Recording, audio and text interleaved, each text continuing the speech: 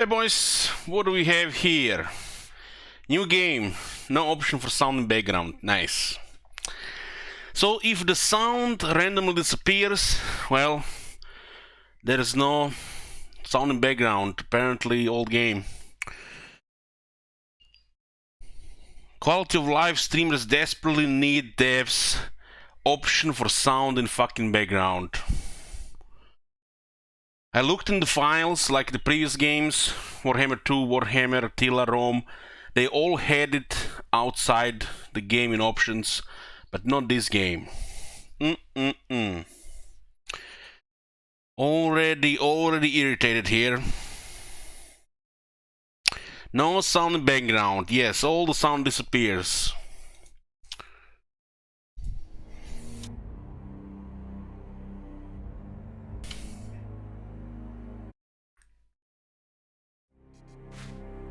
Would it be so hard to put a button somewhere here?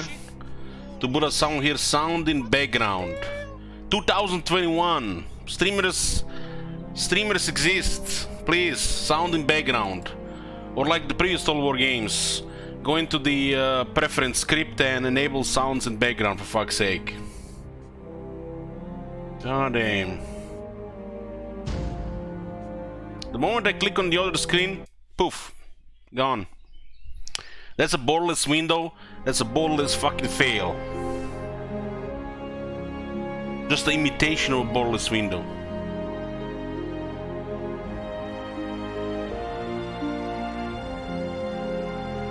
All these nice options here, they forget we are living in an age with 2 monitors.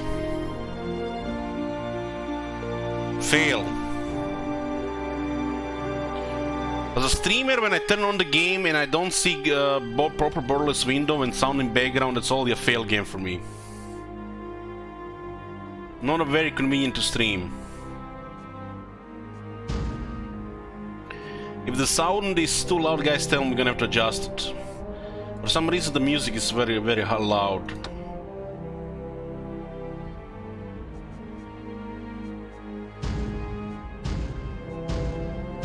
Okay, interface volume is loud as well.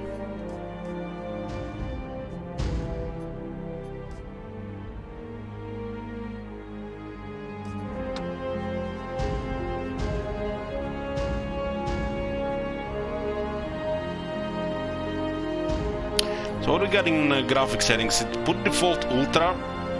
It did not give me default resolution of my monitor, so I had to set myself. Now we're gonna have to see about this in the game with the color scheme.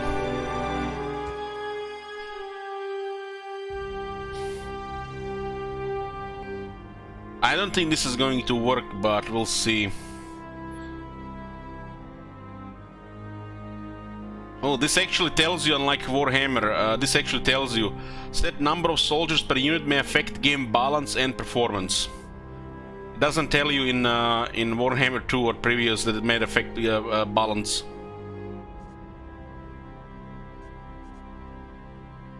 This shadows and post-processing effect might not work.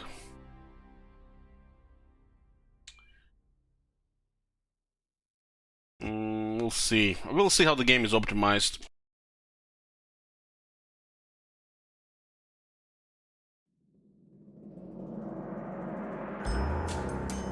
So it doesn't tell you how much is this low, medium, high, ultra.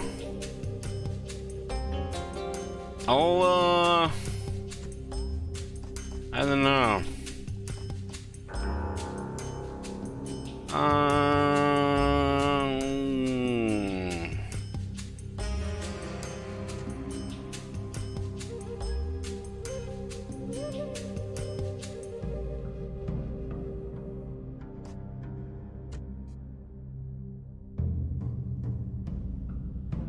We'll put ultra. We'll pull ultra here. This is probably not going to work.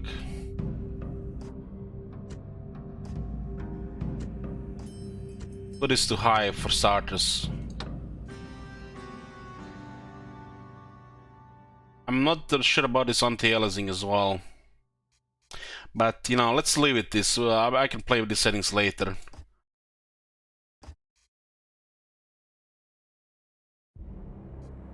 There's definitely a couple of these settings that probably not gonna work on good quality.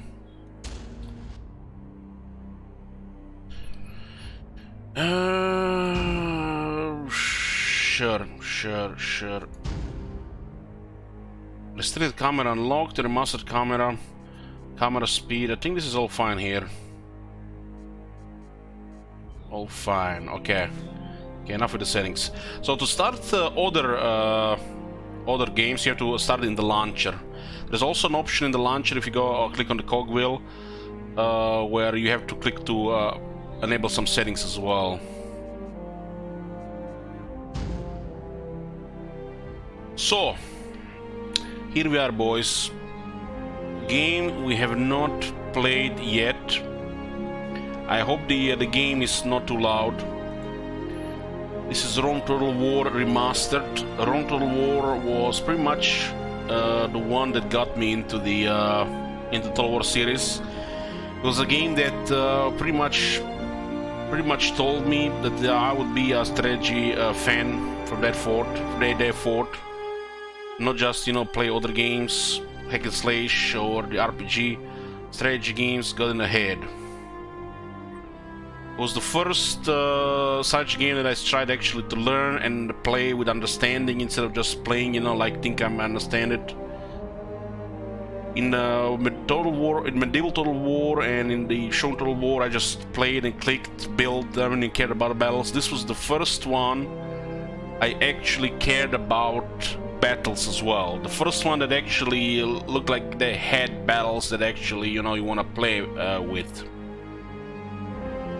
This is the game that also that first game that I used mods with. I think that 90% of my playtime in this game was with mods. And I never really went back to vanilla, because vanilla was dog shit. Some of the worst AI in any game I've seen, and really low effort on the campaign map. They have done zero research regarding history. So I stuck with the mods, some amazing overhauls. I think a lot of these modders now that probably work in the industry, like stuff like did I remember Total Realism, Roma Surrectum, and Europa Barbarum, some stuff like that. Amazing mods. We actually had an overhaul of the game. Of course, they were limited at a time. Who knows what they're gonna do with this one? But I don't really remember much of vanilla. I just remember that it sucked. So what's the plan for this game? Plan for this game is we're gonna start one of the Roman factions, and we're gonna try one of the non-Roman factions. It's called Total War Rome, not because it's just in Roman times, but because most of the game is built around Rome. Everything else is like grade B, or what do you say, unfinished, unpolished, minimal effort. Most of the factions that are not Rome. So it's about Rome, right?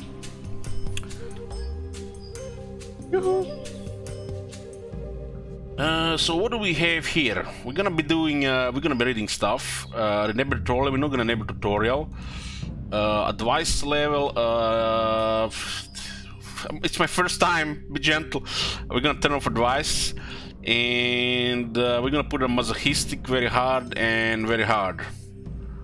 I remember playing most of the mods with hard, because it made more sense, but this is vanilla, so I don't know.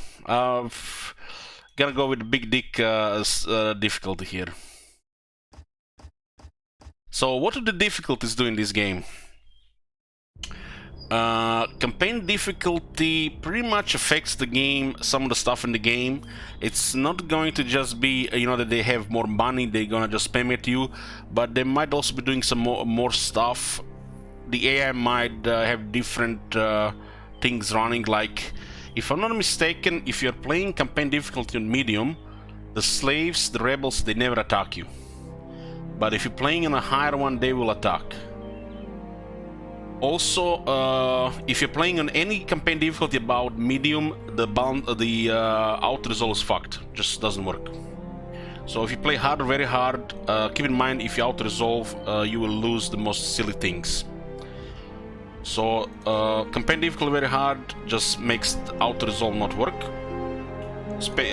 Hard already makes it not work, which means the naval battles are against you all the time, since they have to be auto resolved. Another thing with campaign difficulty, unless they change some of this stuff, there's some broken stuff around this. The spawn of rebels. The spawn of rebels and how the rebels work. In this game, even if the people are happy, you can still get rebels. Yeah, I hope they patch this. I don't know how they done in the remaster. I hope they patch a lot of this shit that make no sense. Like, you playing a campaign that you have played for 3 days, and 3 days later you have a half the map and spend 5 hours a day clearing rebels. Because they left it broken. So hopefully they patch that. So I remember the campaign difficulty just breaking auto-resolve and breaking rebels. If they haven't patched that, it's broken. Still broken. Battle difficulty. What does the battle difficulty do? Oh, I forgot one more thing on very hard. If you play on very hard, the AI will prioritize the player, not on you, right? You know that player focus you guys talk about in Warhammer? Well, if you put it very hard, it's full player focus. That's how it used to be. Battle difficulty, if I'm not mistaken, on hard, they get 4 attack and 4 morale. On very hard, they get 7 attack and 7 morale. That's actually a lot. That's really, really high. This is a game where morale actually works a little bit differently, and units will actually rout. And a rout can cause massive casualties. The battles are pretty quick. That's just part of the game, unless somebody overhauls it. The battles are supposed to be quick. Yeah, the music is loud. We're gonna have to lower it a bit. Music is loud. Another setting there, you know, it's messed up. So, what do we have here? Arcade battles. Battles are quicker and less realistic. Battles are quicker? The battles don't get quicker, what the fuck? Battles are even quicker. I've never, ever in my life clicked arcade battles in Total War. It says battles are quicker. This is one of the Total Wars that have one of the fastest battles ever. Until we get a mod overhaul, there's gonna be like zoom, zoom, zoom, battle over. Unless you're gonna be just shooting the AI at the AFKs. A realistic governance. A governor must be present to manage a settlement.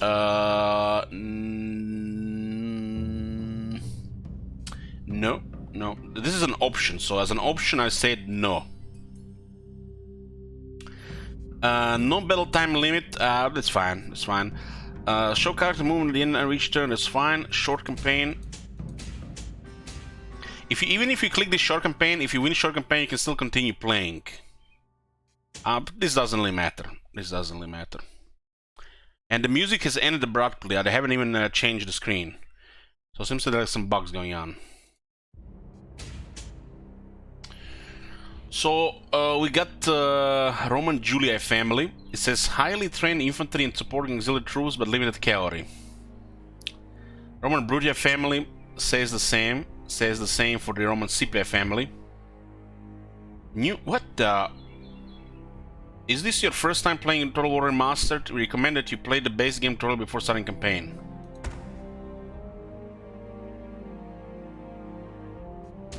Just fuck off. Okay, throw the manual out the window. So there are 3 Roman families. The Rome is split in 3 families. There's a Julii family, there is a Brutii family, and there is a Scipii family. Other faction, there's Macedonians.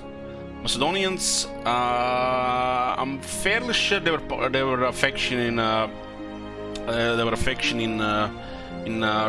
Total Rome. There's the Bronze Age Egypt. They are a faction on Rome. What does it say for Macedonians? Hoplites and pike phalanx plus powerful cavalry. Egyptians, good spearmen, foot archers, along with the swift cavalry and chariots. Seleucids, they were as well. So got these successor states here. Powerful selection of phalanxes, heavy cutter for cavalry and elephants. In my opinion, in both Rome, Total War Rome and Rome 2, the Seleucids are probably the most fucking faction to play. There are Carthaginians, some with quite a bit of territories. They were also in the main game. Flexible selection of all troop types plus powerful elephants. There are the Pajama Men, cavalry including horse archers and powerful armor carfracts, weak infantry. They were in the original.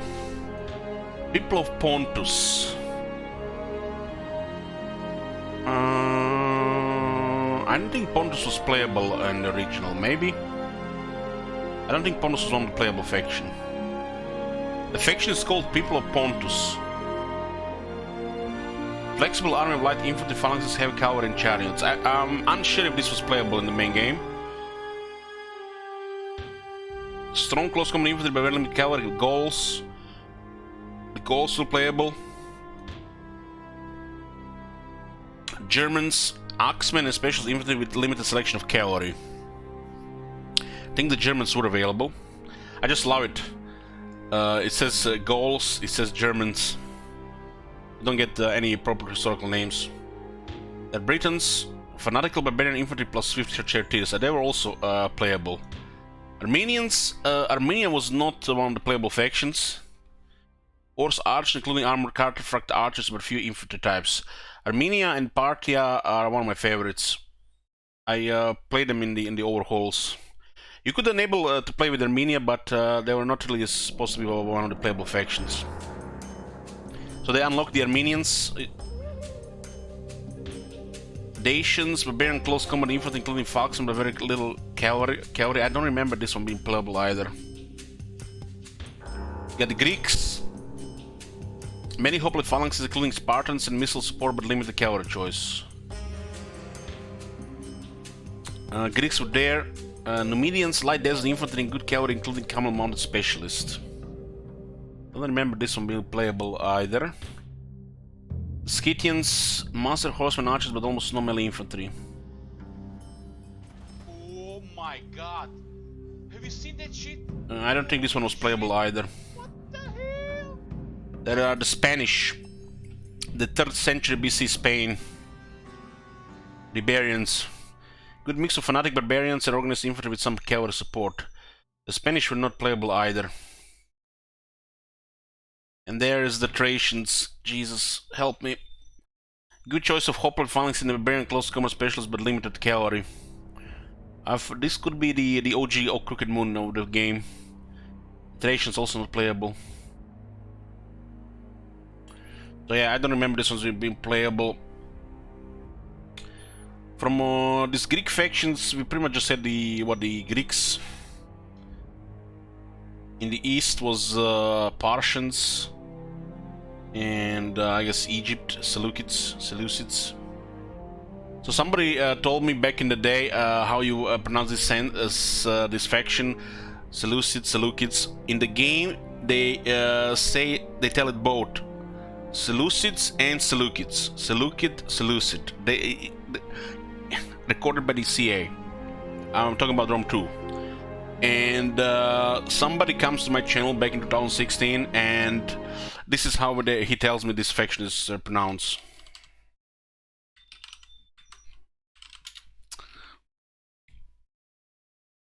Okay.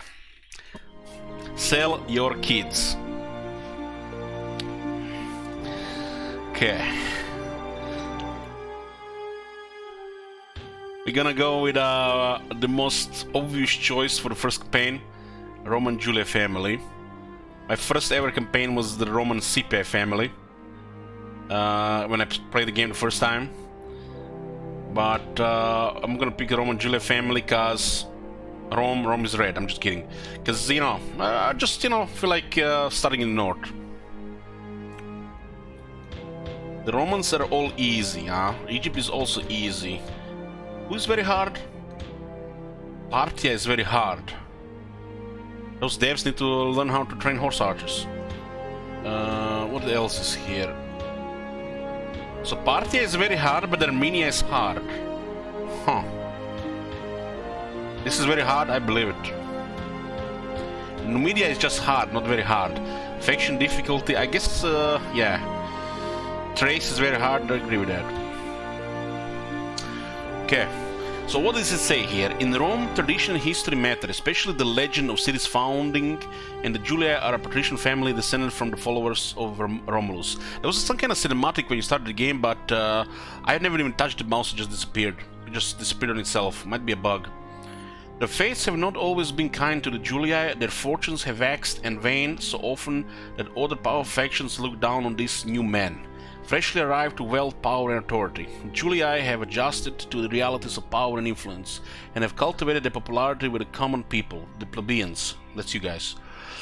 For now, power lies with the Senate, but the Julii know that the plebeians, that's you guys, also have a voice that must be heeded. Who put the prediction there? This approach puts the Julii at odds with the other great families, and whether it pays off is yet to be seen. The Julii hold a commanding position in northern Italy, and so will be the vanguard in any struggle against barbarians. And success in the north can be translated into political power in Rome. The mob always loves winners. Okay, this is our first campaign in Total War Remastered. Like I said, if the sound disappears on my second screen, the game does not have sound in background in the game or out the game. Maybe it's been added later, but please, devs, please, 2021, yeah. Otherwise, I like that we actually can play this in proper resolution. I tried doing some things off stream with Total War, and it was just bad. It was just bad. The resolutions just sucked. So doing a very hard, and we have the settings here. Let's just go see what's up.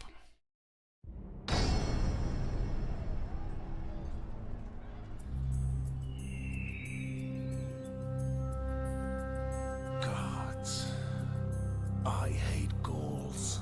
My grandfather hated them too, even before they put out his eyes. I miss this. Did you think I'd be out here on the frontier without good reason? Yes, Rome needs a strong frontier. No, Rome doesn't need unwashed barbarians at her gates. So, that's why I'm here, the leader of the Julii, to bring Roman order to stinking Gauls. I forgot something. Revenge? That'd be good too. This war against the Gauls won't last long. And when it's done, I've got plans. This is all about power. Power in Rome. Going down that road means dealing with all my rivals. The Senate. It's 65 FPS. Those Carthaginian elephant riders. The Scipii and the Brutii families too. After all, the man who controls Rome rules the world. I loved the voice actors in Rome. I will be emperor. On my screen it's 65 FPS, but that video is not 65 FPS.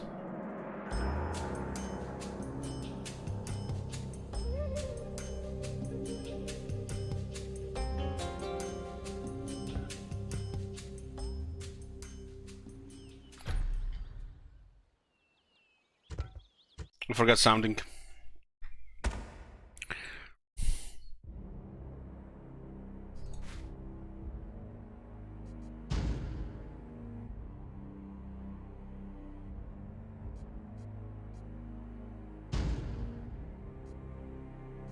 Are you supposed to get the options between the things?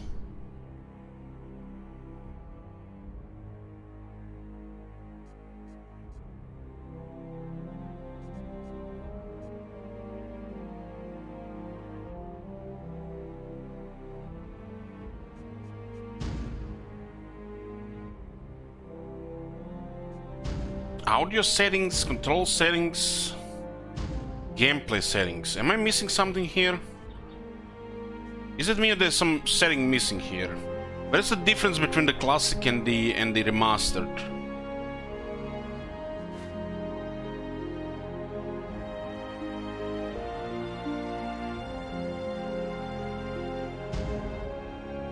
You're supposed to click here. Modifiers. This is what we need, boys. This is what we need in Total War. Modifiers. There we go. I missed this one here on the top. So these are the modifiers between classic and remastered. Let's see. I was supposed to go over this as well before we start. I just missed it, sorry guys. Unit balancing. Adjust certain categories of units and the units of previously unplayable factions.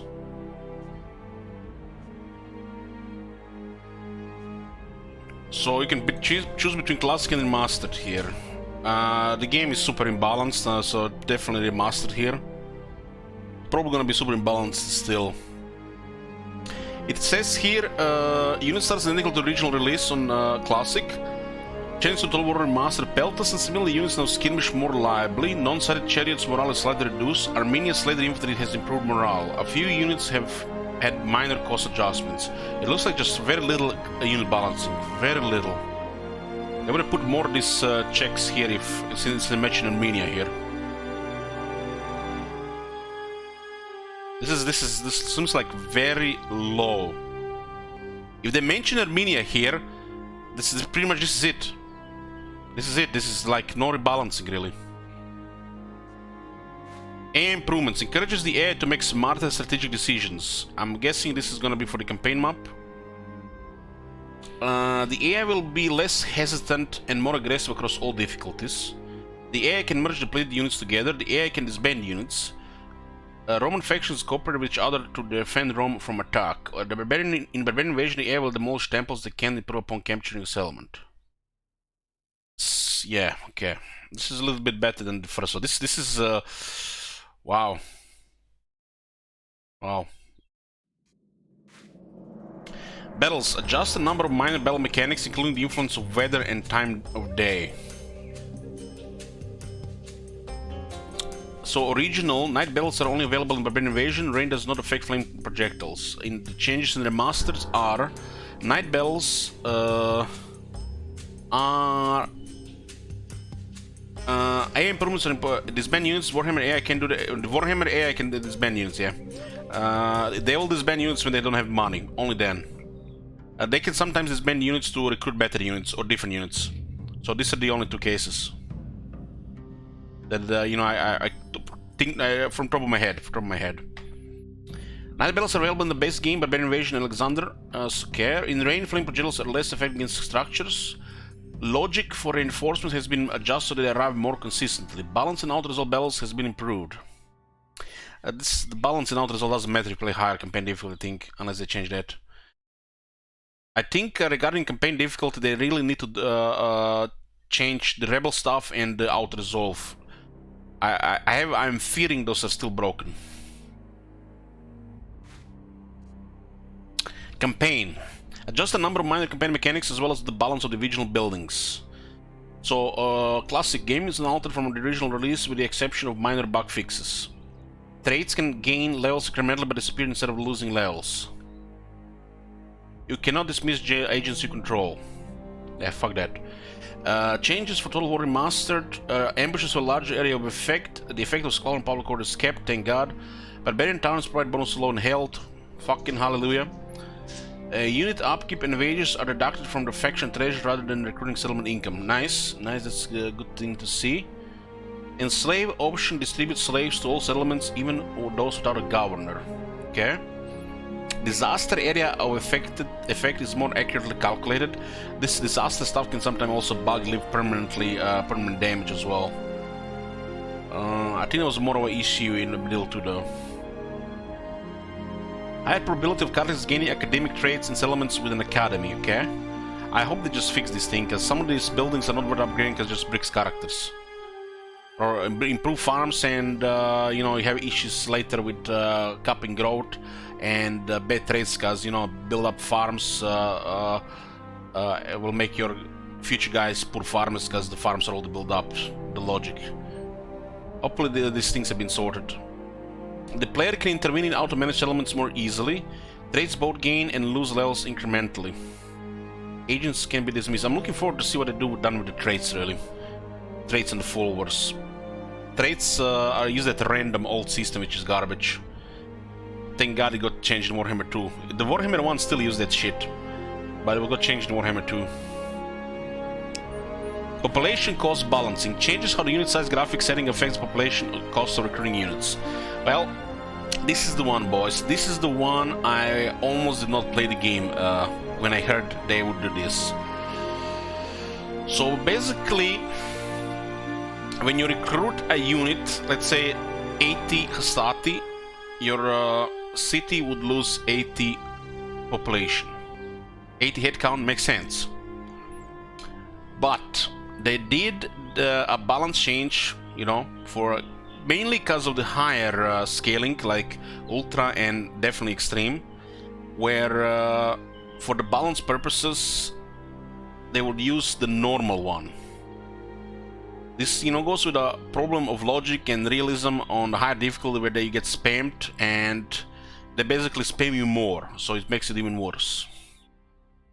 To me, if I recruit a unit of 80 or 120 men, I want to see 80, 120 men gone from the settlement. I don't want to recruit a unit of 120 and then just see normal size guns. Like, you get 120 but you lose like 80. So this is a hell fucking no. Unless it's broken, unless if I see units get recruited, that those people better gone from the city.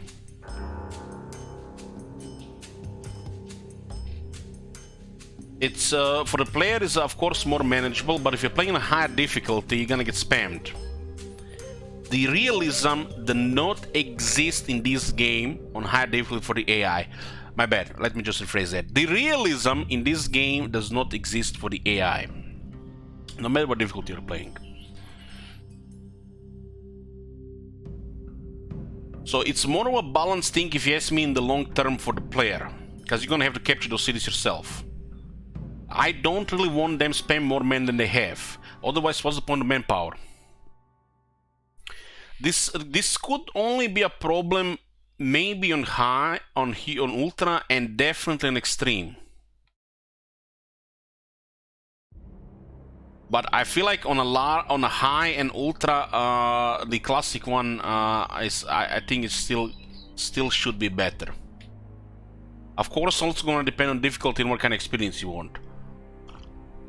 But this, we're talking about Total War Rome 2, Rome Remastered here, or Total War Rome. It just makes sense to me. If you're gonna recruit 80 soldiers, you're gonna lose 80 men. I think it's only gonna be an issue for the balance on extreme, because in times of war, you're recruiting and your population is not growing. That makes sense. If you play on this, it will not make sense.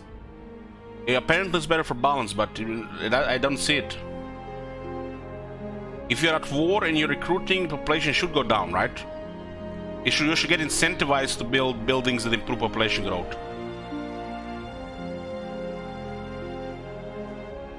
And of course, this can affect some factions in a really big way.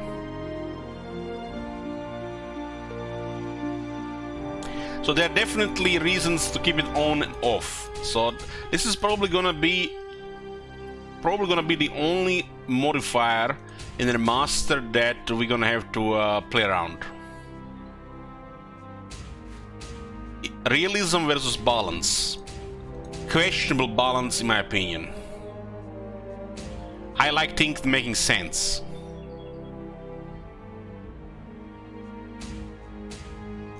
This is the thing, Gators. The AI is spamming you with armies. So you're telling you the AI should spam you with armies and grow the cities at the same time?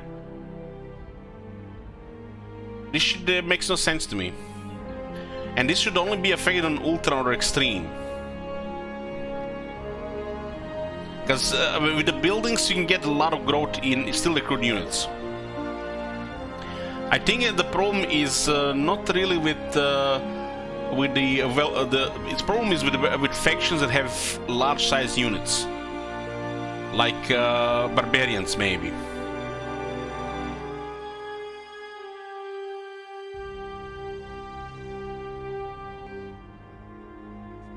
We'll keep this one in classic. So let's read what it says. The population cost of recruitment varies based on unit size graphic setting and is tied to the actual headcount of the unit. In Change Total War Remastered, the population of cost of recruitment is normalized across all unit size graphic settings for more consistent game balance. Recruiting a unit costs or as many soldiers as would be its headcount on normal unit size. You know, when I read anything they mention regarding balance, I just want to play the Spanish guy, because yeah, this is a very balanced game. Anything that mentions balance this game is just discarded. Just discarded. It just feel like it's just matter of opinion and a preference.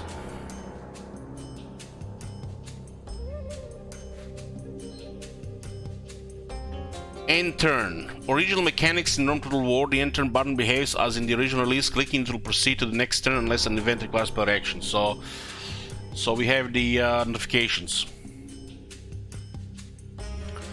If there are unread messages, the end turn button will appear as an alert button. Clicking it will open the news panel, allowing the player to review items before ending turn. Yeah, that's a good thing. Quality of life. Okay, let's see diplomacy here. Oh boy. Allows the AI to use more of the diplomacy system features and makes the diplomatic decisions more rational. Trying hard not to love here, boys. More rational,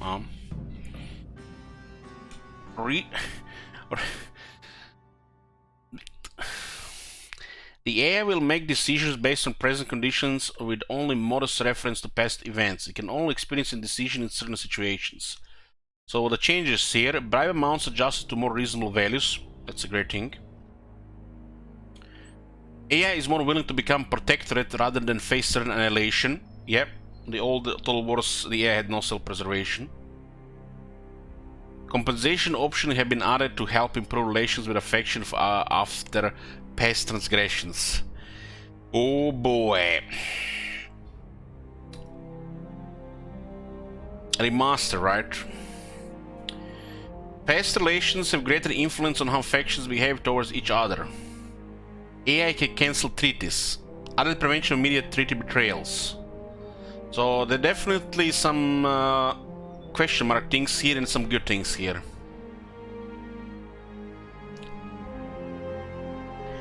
Merchants and trade, more remastering. The only agent types are spies, diplomats, and assassins. Trade only happens between settlements that share a land border or a maritime trade lane. So the changes here is adds merchants, an additional agent type. Merchant is an agent from Medieval 2,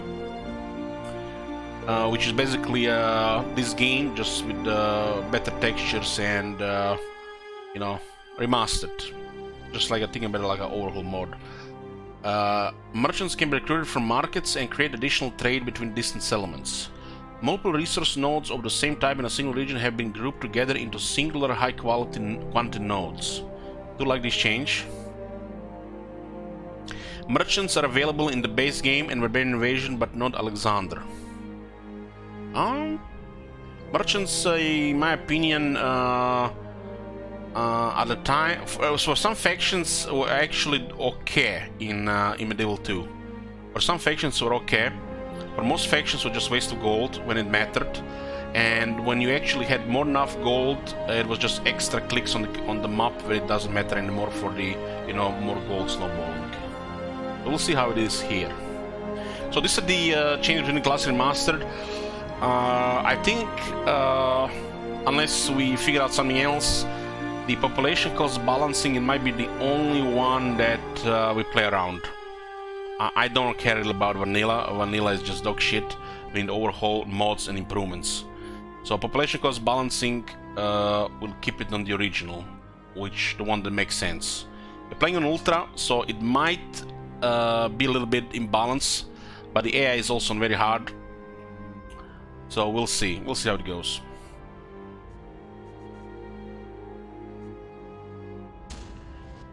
So it's here, huh? Okay, this is just remembered. Okay, let's go. We started the Julii and we've seen the trailer. I guess we're gonna see it again. Okay, we start now for real. I hate ghouls. Gods. I hate ghouls. My grandfather hated them too. Even before they put out his eyes. Did Did you think I'd be out here on the frontier without good reason? Yes. The video is lagging, but FPS is high. No. Rome doesn't need unwashed barbarians at her gates. So, that's why I'm here. The leader of the Julii, to bring Roman order to stinking Gauls. Revenge? That'd be good too. I think this plays a video at kept This war FPS. against the Gauls won't last long. And when it's done, I've got plans. This is all about power. Power in Rome. Going down that road means dealing with all my rivals. The Senate, the Greeks, those Carthaginian elephant riders, the Scipii and the Brutii families too. After all, the man who controls Rome rules the world. And one day, I will be emperor. This guy looked like that assassin guy from the knife killer from Night Watch. He killed the old man.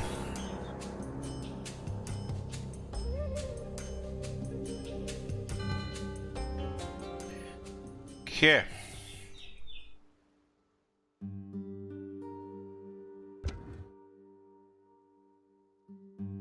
I'm liking this the look of this one.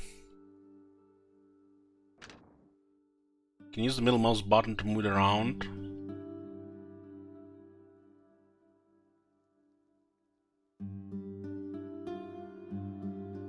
The best part of this game is the music, for sure. Not sure about this speed here though.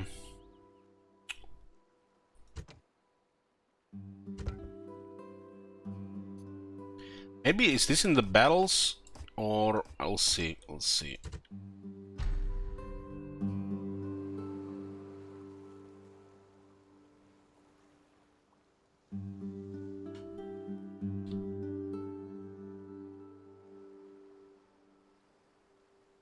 I guess middle mouse button.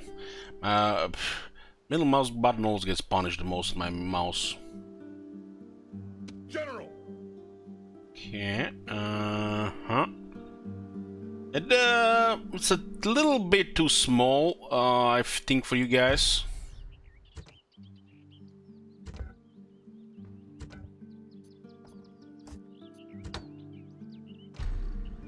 General. Okay, this is better.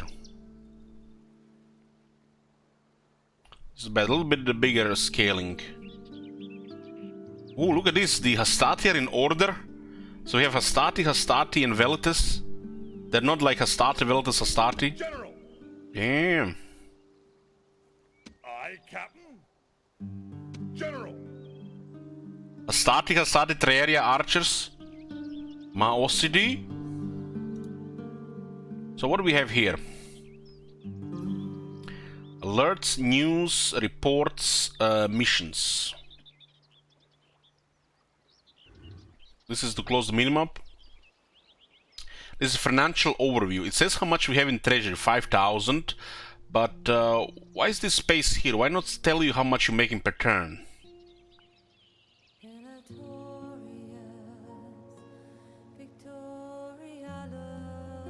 We are making 3,000, but we are spending 3.4 thousands, which means we're gonna lose 425. So it doesn't tell you the number really. You have to mouse it over. Press Alt, it will expand it. Values in parentheses show the changes from the previous turn. Values shown are in the approximation. Will change as other factions take their turns. Salaries and upkeep 3424.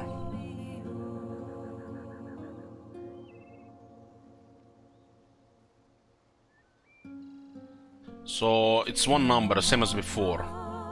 Summer turn 1 to 70 BC. Map overlay tab. Okay.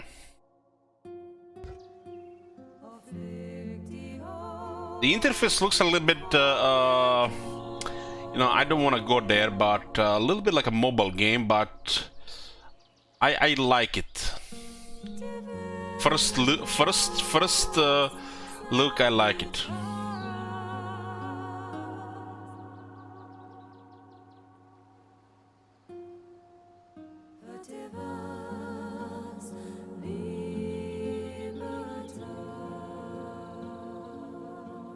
Alt, relay mode to open wiki.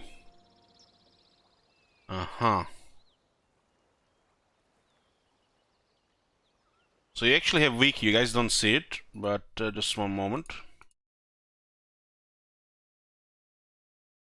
So there is a wiki on the web. Check it while you know, still exists. Probably in a year or two it will be a you know, 404 error, won't be able to be open like, you know, ROM 2. And they put it back in the game. Okay. Orders? So this is the money there, the date, the minimap, which cannot be extended. It's kind of small. You can use WSD to move this. They move it kind of like hectically. It's in your disk. Imperator! Sir!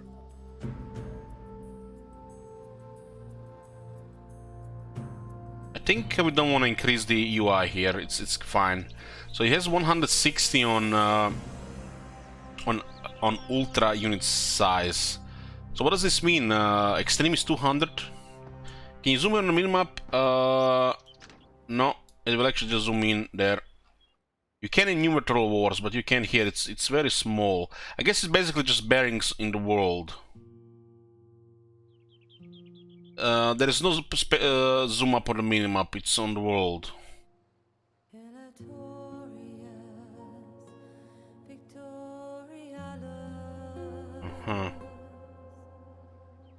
Okay, so what do we have here? Alerts. Highlights the most important information about running your empire.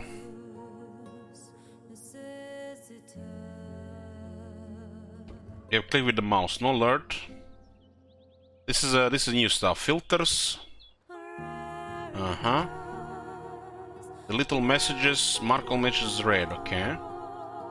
News. No news. No reports. And we got a mission. The Senate has given us a mission, boys. It's the Senate. We better obey. Take settlement Segesta. Oh, this is the hardest mission in the world. The Senate asks you to take this settlement for the glory of the Empire. You will be greatly rewarded. Greatly, and you have 10 turns time. What does this mean? It means the timer. Okay.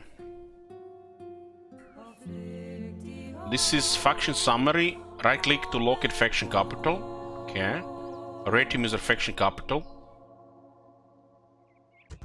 If we click left click, it opens the faction summary. So our faction leader is Flavius Julius, age 47. For command, this man has a basic talent for command, although he sometimes lacks confidence. Well, I did like this, depending on his skill, it will give you some text. 5 influence. This man's word carries weight in the lesser palace of the world, although he truly mighty largely ignore him. The truly mighty. 4 management. This man's limited administrative talent produces results that are adequate but far from inspired. So command and influence is for the battles, and influence and management is for the governing. Victory conditions. Imperator. Become the supreme lord of Rome and conquer at least 50 provinces either by direct ownership or through protectorates. We have only 567 turns to do this. This is how I like my historical Total War. Give me time. With Rome 2 they actually removed those time limits and everything from the game. But you have a time limit here. So boys, you guys that played 1000 hour turn campaign, you won't gonna make it. But you guys are a little bit slow. You have just enough time.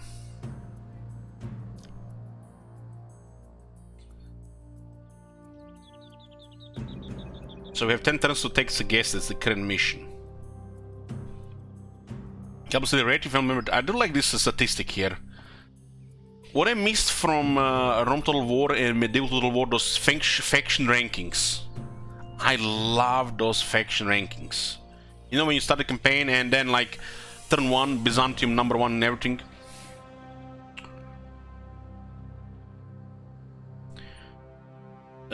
So 2 regions controlled, battles won 0, battles lost 0. We are ranking 14 overall, huh? 9 in military, 7 in production, 14 territorial, 13 financial, and 17 in population. You're automatically allies with the rest of the Rome, the blue, the green, and the Senate, and we are automatically enemies by the rebels. 3 traits at the start of the game as well.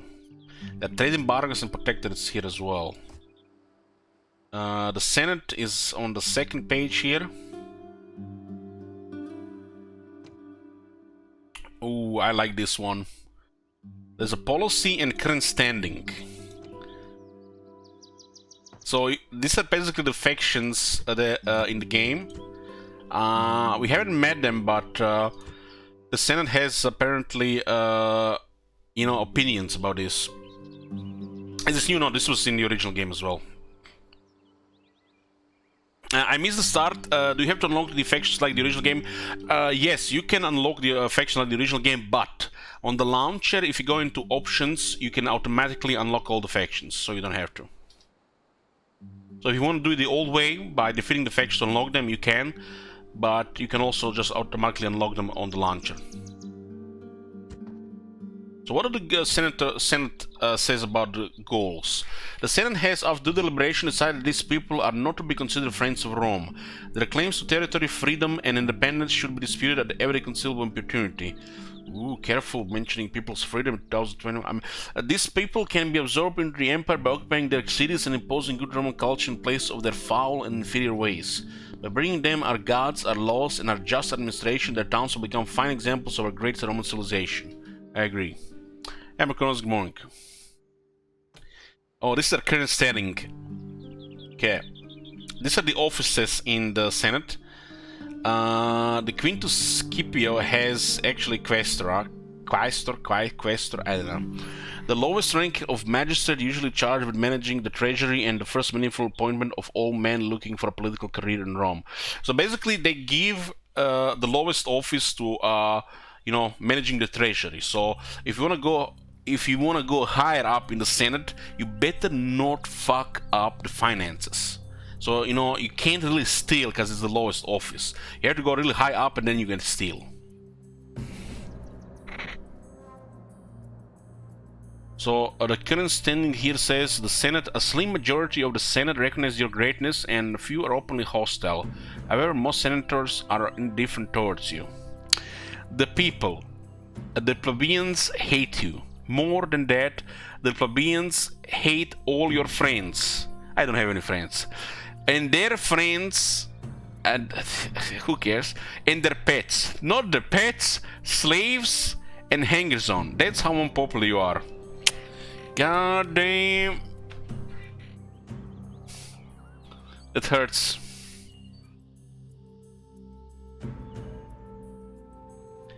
The Marcus Maxentius has 8 influence. Damn, Pontifex Maximus.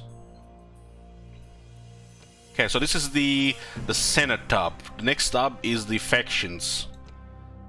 I guess this is where you get the rankings and stuff. Well, we can't see any because no turns have passed, right? Okay, this way you can see statistics and how the game goes with the graphs. And this is diplomacy here. What is this? Reputation, respected, 80%. Okay, this is a new thing. So you can compare stuff here. We have 100% relationship with the House of Brutii, very friendly. We are evenly matched in military.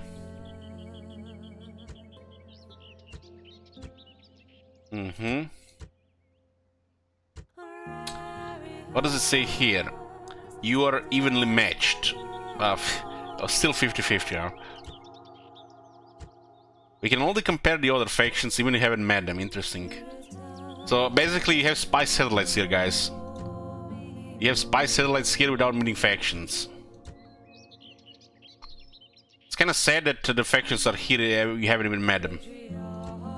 Why are they not hidden until you meet them? It's like a little bit miss. Your faction is weaker.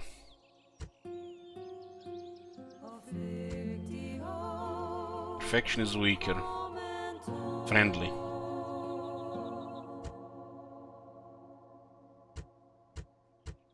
The goals have a lot.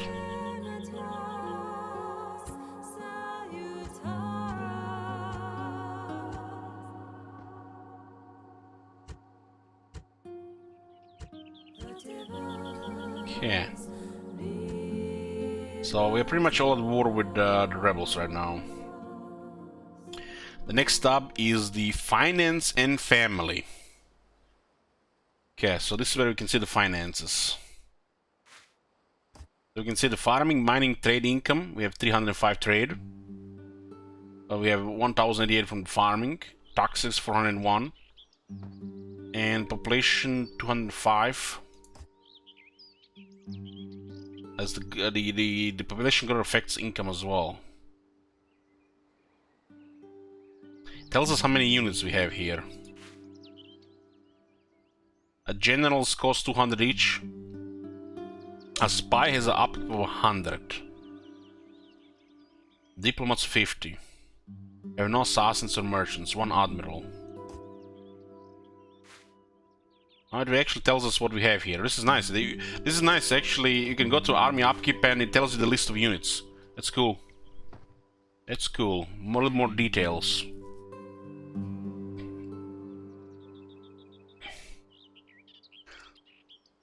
Well, admiral is basically just, you know, an assigned name on a regular ship. Is there supply lines in this game? No. Triaria costs 210, while the Hastati costs what? 170?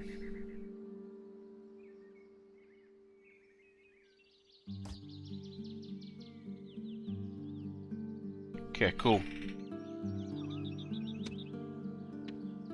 You turn on the auto manage. Family tree. Okay, let's see what we got here. Okay. But so there's a separate family tree for every character, so you don't see one family tree, or is this this is the family tree? View family tree full screen. Ah, this is the full screen. Ooh, this is looking okay. Nice. I guess they haven't found the artist for the women. I remember that the women had a face, not just black dark screen in the original. Pretty sure they were women, so it's like they don't look the same, but they were. So Flavio Julius, their leader. Oh, nice and simple, nice and simple.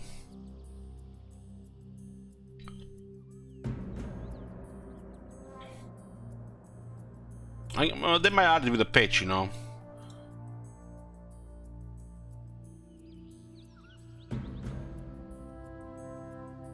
Okay, we have 4 family members right now. This guy's 29, old, bald. That's okay.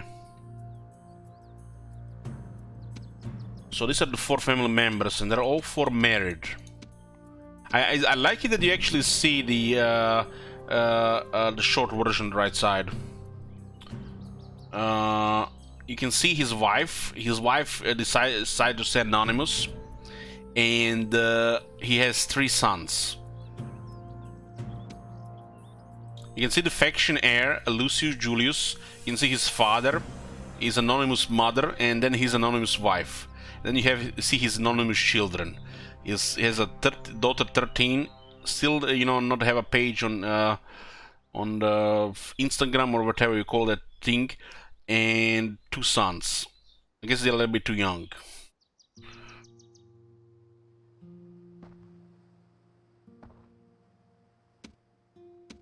I do like it that you have this short version of Family Tree on the right.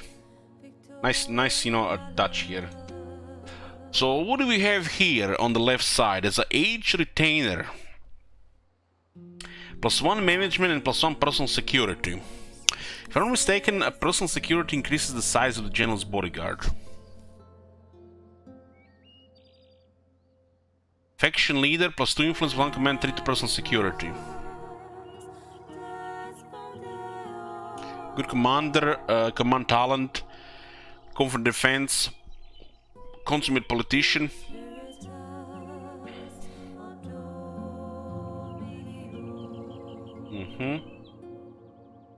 Skilled bureaucrat, that's nice for management.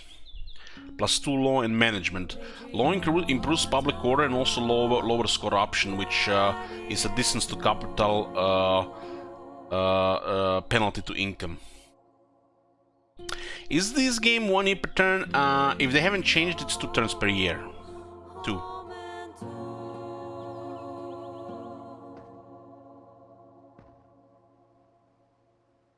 This guy is all positive here. Freeman clerk, ooh, that's a nice follower for the governors. 6 management, well, looks like a confectioner is made to make money. High management, put him as a governor and make lots of money. Get like extra money.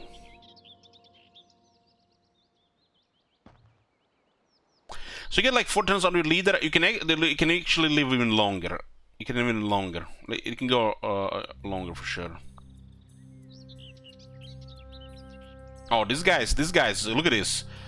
Look at this. This guy is made for a governor. Cheaper 10% construction cost, +2 management, +3 management, +3 law. This guy is the governor. Faction heir. I'm not sure.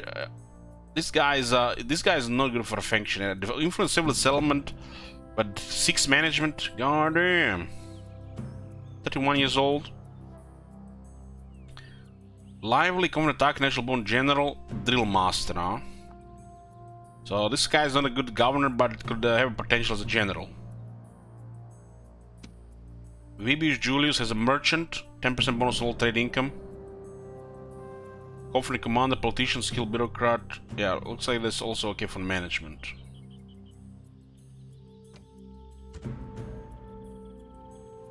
I'm not sure how you change the heir. It used to be a button, like you click on the number and then you change the heir.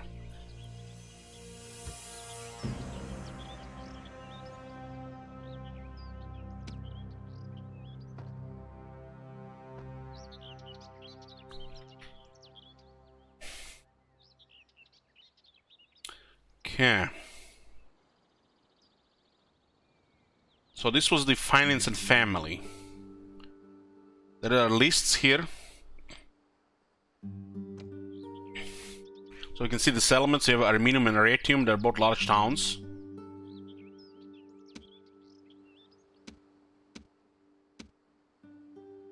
So this is where you change the capital, huh?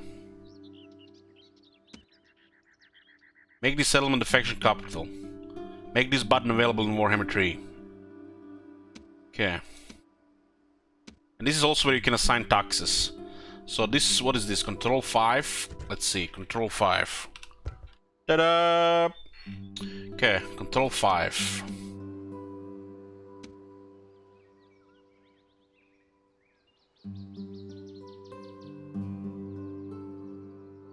It's growing. I'm not sure what this thing is supposed to represent.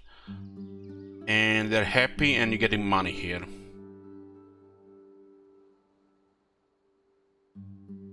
Capital matters for trade, Starbrand Coke for trade. So we have sea military forces. Liking the unicards for the ships. Oh, this is you can definitely see it way more clearly here.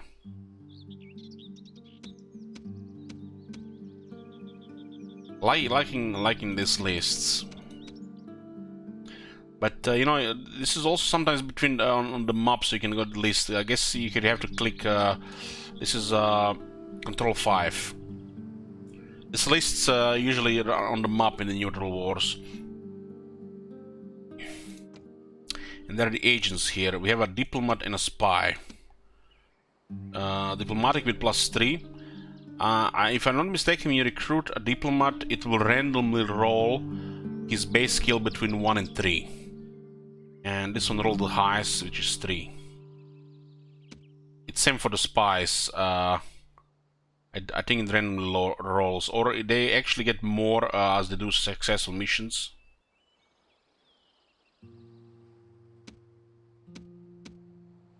Yeah. So I'll control 5 here. What is this? Move followers. Uh-huh.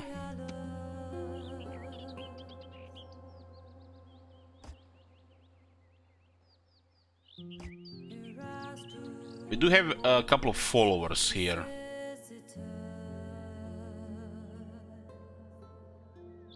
The age retainer is used pretty much for management. Personal security should increase the size of the bodyguard.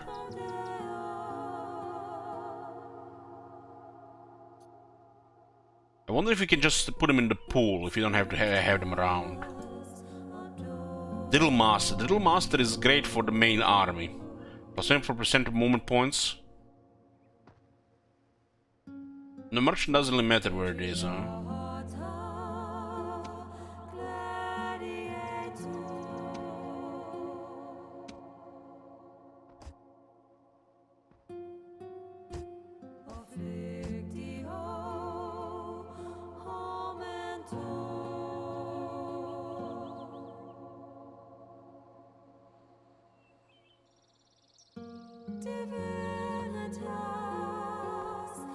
This merchant is currently following Vibius Julius. To move them to follow Lucius Julius will take 1 turn.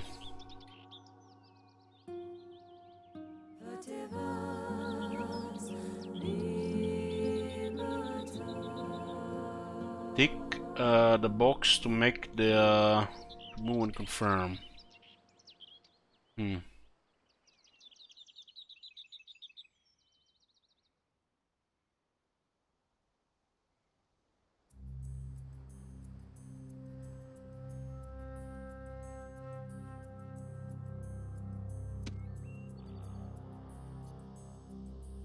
Let's put this guy to 7 management. You move it like this. So in next turn he's gonna get additional management and personal security. 7 management, that guy. So what is the last thing here? Agent hub control 7. So we have 2 agents, and there's a list of stuff we can do with them. I guess you can use the agents on this stub to do missions on this area here, and so they're gonna go there like you have assigned them on the campaign map. If you wanna just, you know, see the big picture.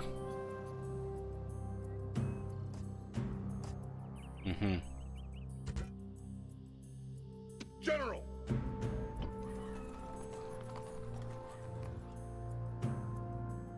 So if you click on the guy and right click, you get this stub here.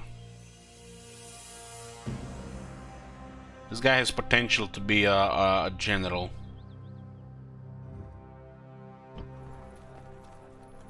And this is the guy with a very high management. He's gonna have 7. 7 management in a town is gonna make a lot of money. Let's also have to have a town developed. So what do we have here on this tab here? So this was the faction summary tab. Character bodyguard unit. This is where you can see his bodyguard unit. Roman general, heavy cavalry. 76 in them. They have rank 1. 2 hit points, good morale, good stamina, fast moving. 10 morale, 15 defense, 12 attack, 3 armor, alternate attack 13, defense skill 8, shield 4, charge 6. These are, you know, pretty much elite unit.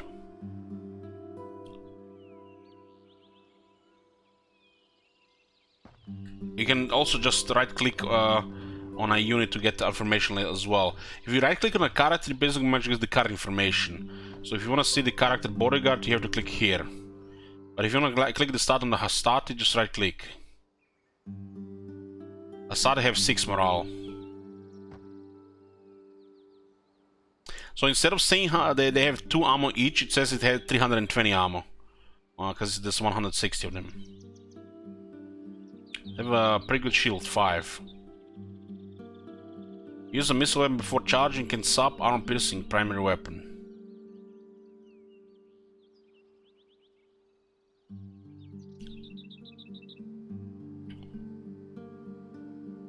You combine effect units armor defense skill and shield defense. So basically total defense 15 is 5, 5 and 5, huh?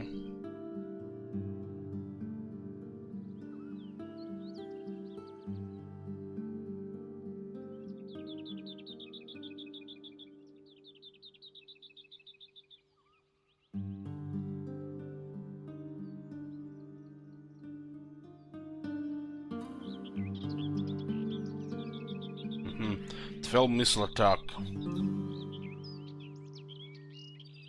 Move followers button here and card traits and followers. Yeah.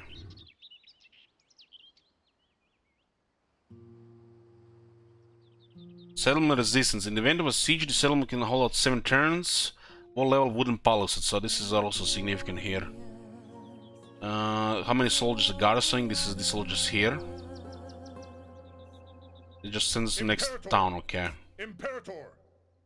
This is the population growth per turn, 3%. We have 4,000 population. 6,000 needed for the next one, so we can upgrade.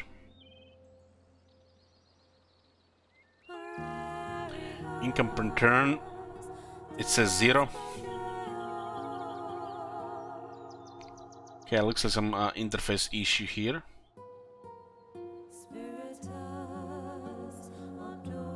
This is like a total income, and this is how much you get from the tax. This is a little bit different here.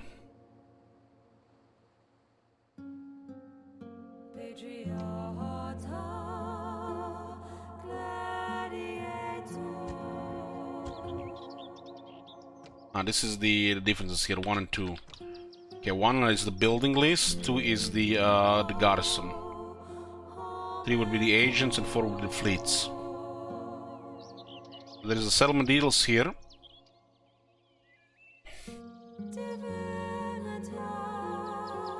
So base farming level is 3.5% in this region, and the farm output is 0.5. So that's 4. We lose 1 to squalor because it's reaching a certain population.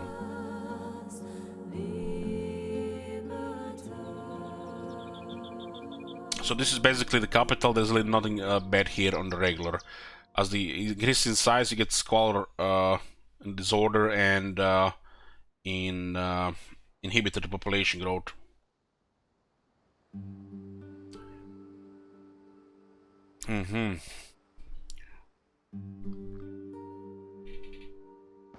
So these 3 units give 30% to the public order from the garrison.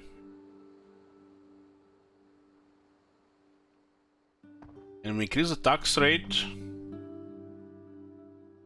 We lower the population growth and public order. But the income increases quite a bit.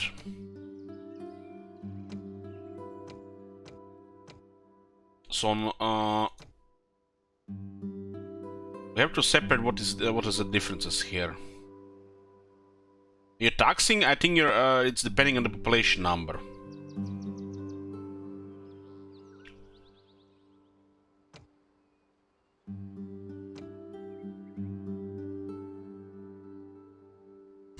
You can see the income here. So we can see trade here. Between Batavia and minimum Rome Kappa, so different cities because they're in the area. So this is the income here. Trade 215, administrator is making 180. So his admin skill or the rest of it makes 180. As long as he's in the settlement. Farms are average 544. Taxes 748. So there's farms, tax and trade plus admin. Will the admin actually be on this list? I guess it's other income.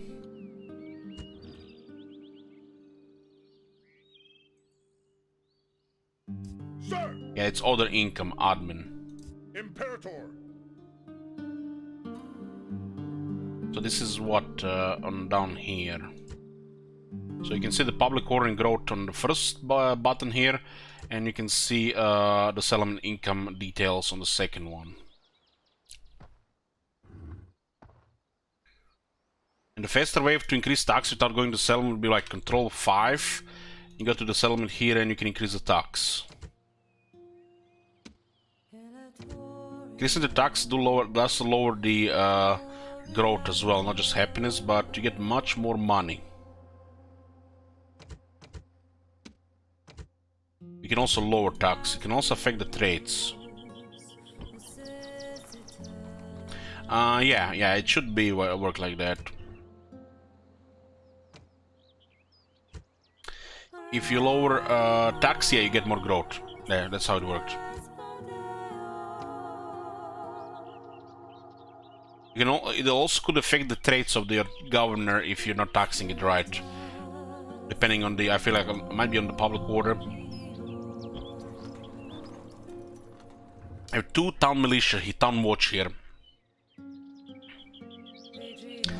0.5 doesn't seem to worth it, well, depending on the population size and what's the total population. Sometimes you're not gonna need the money. Because also, if you have too much money in the treasury, you can also get some negative traits. I think it's leader related. Holy shit, town watch is still crap.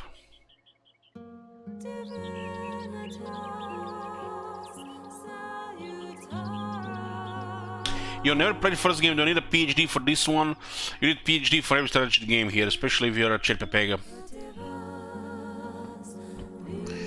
Okay. There's a recruitment here on 5, so you can just press 5. There's a construction on 6, and automatically switches the screens. There's a building browser. Oh, this is nice, this actually improved. So you can see the current population and the requirements for town. Large town, I guess these things at the sides indicate it's currently a large town. But this large town to become a minor city, we would need 6,000, and then we have to build the governor's palace.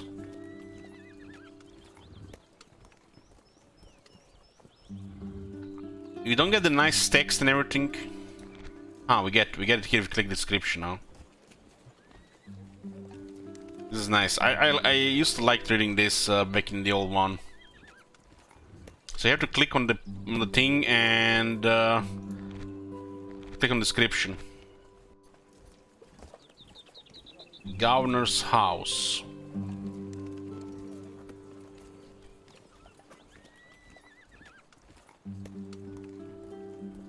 While not exactly luxurious, the governor's house is usually the best building in the settlement.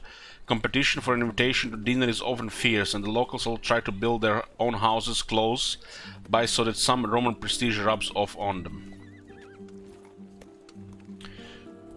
Yeah, this is pretty much same for every settlement in the game. There are gonna be different stuff on these tabs depending on the settlement. So the base farming level might differ. The order might differ as well. But regarding the buildings, it's the same everywhere. So depending on where the settlement is, it might be naturally. It could be a natural unrest, or the farming level could be worse or even better.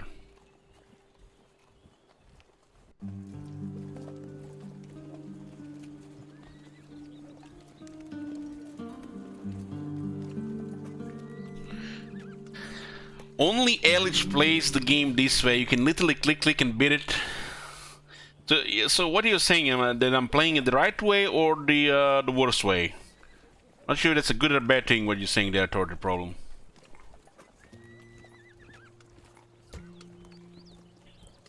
$24,000 for a huge city.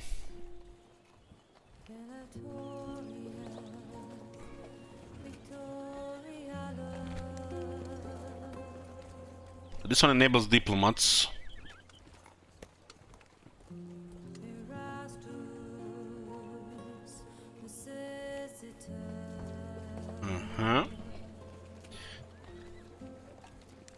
So if it's yellow, I think it's available.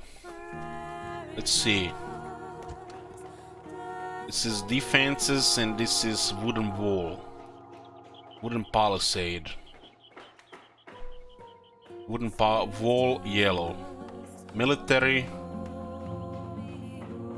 Stables, practice range. Stables. And practice range. So if it's yellow, it's available.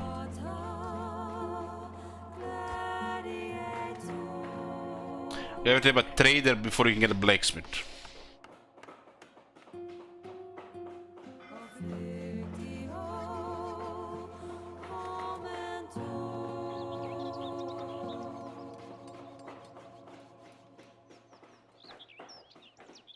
You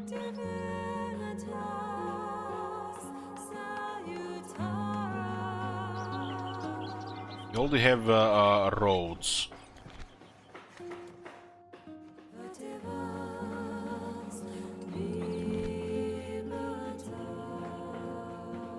There's definitely some additional information here. So sewers are available. You need to have a trader.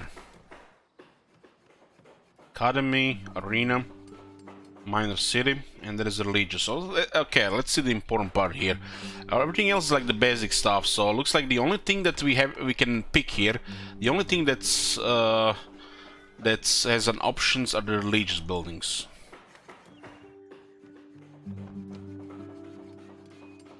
Okay. There's a shrine of Osiris. If you click it here, it'll automatically add it. Goddess of grain and fertility. So this gives us public order due to happiness, and we get population growth. Can you still actually remove these things?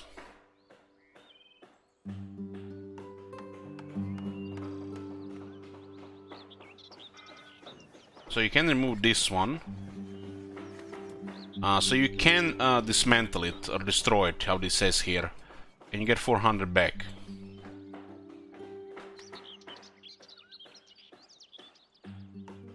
So you could get a temple to growth and then later switch to a different one when the city gets larger.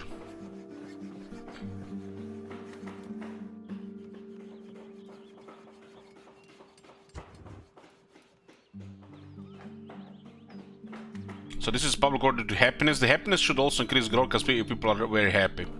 Law. So we don't only want Jupiter in here. Law should be in cities where there is possible corruption. You can have corruption in the capital. So what's the main difference here? 20 happiness, 2 population growth. 4% happiness. This might be actually a similar effect depending on the happiness. And there is the 20% law, 20% happiness, and you can get Arcani there.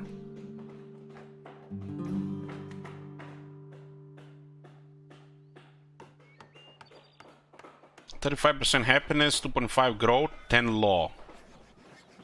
50% happiness, 1% growth, 10 law. So it looks like the series Pro is the best one if you want to grow a city faster. And Jupiter is the best one if you want to make sure the money is good. So if a distance to the capital is high, you want Jupiter.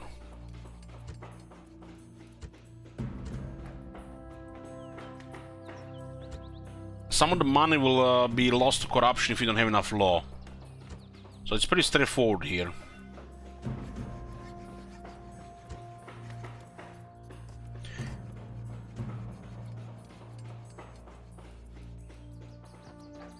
If you have a later issue with public order, I guess the Bacchus makes more sense. Does this actually change any stats here? Look at this. It will actually shows the change that will happen. I think for every 15% might give a half 0.5 there. Or maybe that was a middle too.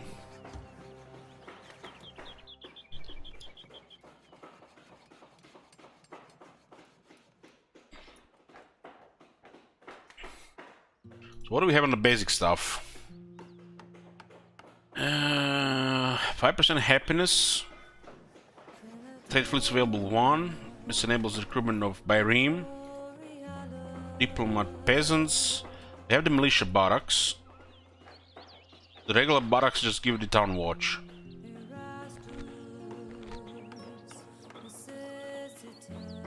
The militia barracks give the hostility. Land clearance.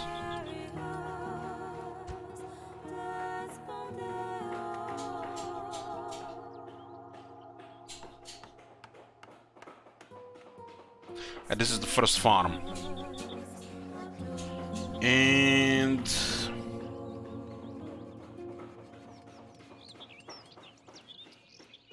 I'm just like, what is this supposed to be? But you know, when you look at it, it's just one. So it's like tier 1.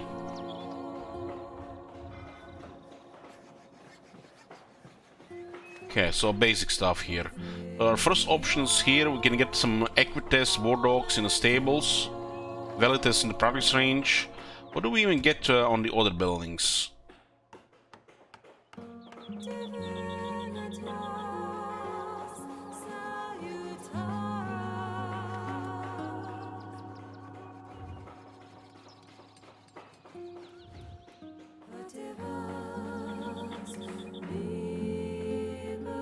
So you get some light cavalry.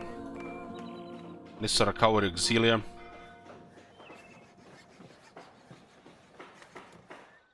So on Hippodrome you actually get incendiary pigs. Get the fuck out of here.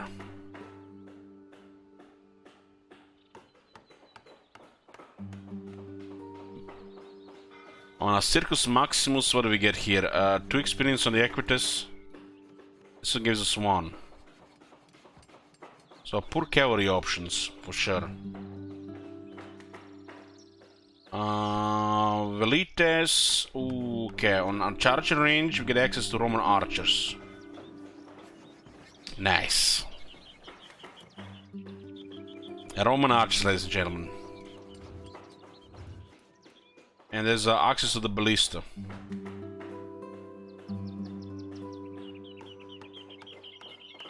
.180 missile range. What about the archer? 120. Damn, ballista has a shit range in the old one. I don't even remember that. Scorpions. What the? Scorpion has more range than the ballista? Isn't it like supposed to be the other way around?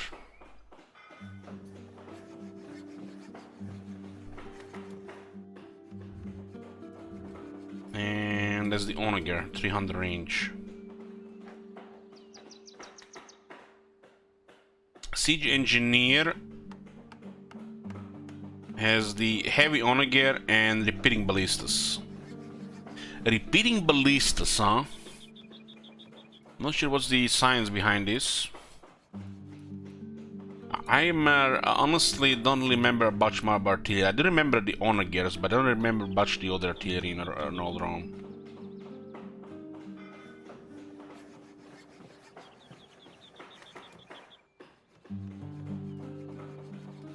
Okay.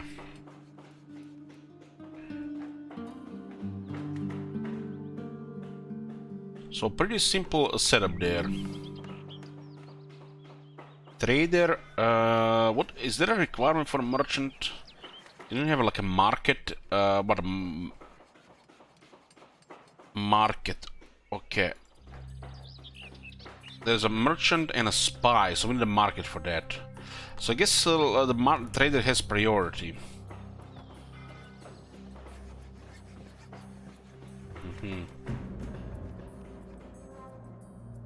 We have 2 cities here. Your Honor. Your Honor?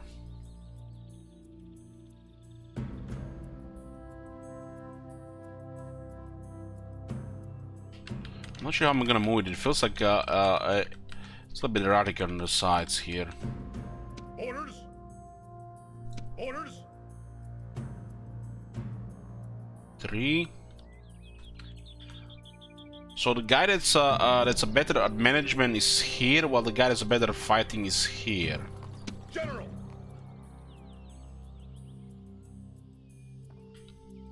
General.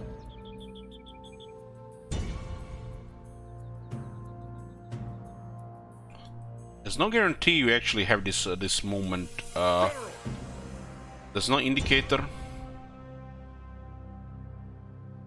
Uh-huh. So you can actually see there is enough. Imperator. So you just have to hold it.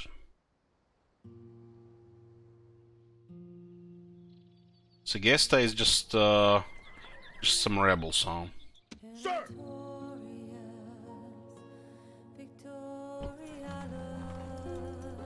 This guy has a massive management. Should just stay in the capital.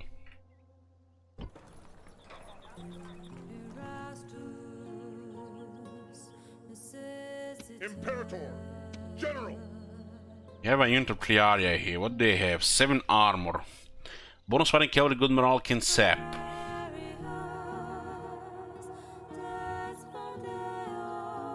General! But we can't build them right now, so if they take damage, won't be able to retrain them.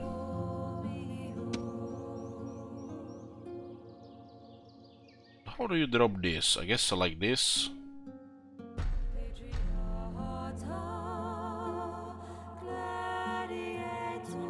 General!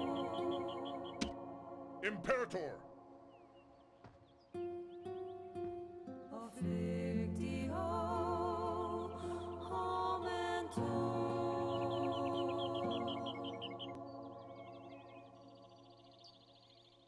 Okay, let's just attack Segesta here. Engage the enemy! Okay, backspace to cancel. Engage the enemy!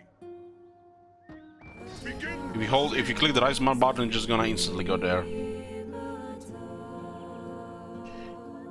Settlement has enough food to last 2 turns. They have they have nothing here, huh?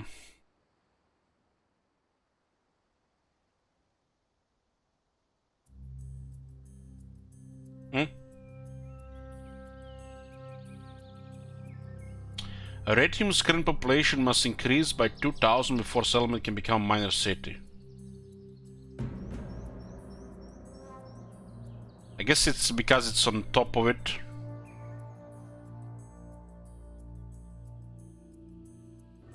We can actually click on their units. They have a warband, 240 guys, 3 armor. They have 7 attacks. On this difficulty they have 14 attack and 11 morale. Nice. So it pushes these peasants to 7 and 8. Settlement under siege, sir! What was that number 2?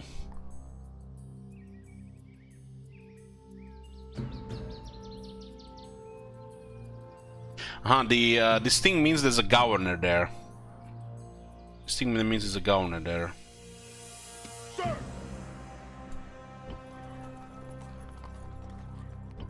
Sir! Sir!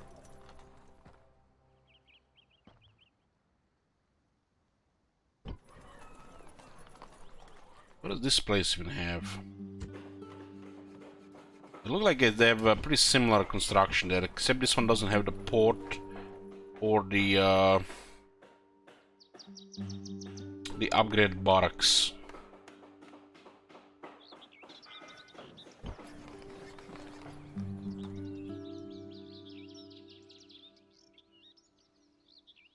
Sir! Okay. Orders? And there's like no reason not to merge these guys here. General! Orders? Although this guy here, I think he should be managing the other settlement and really. He does have a big regiment here. It's like if your faction leader and faction heir have a lot of horses. You can use this to your advantage. I don't think 3 management does much on a large town. Well, the guy with a 7, but he has 76 horses. So it's kind of feel like might be down to a waste. Have 76 elite cavalry governor to get a little bit more money. Imperator!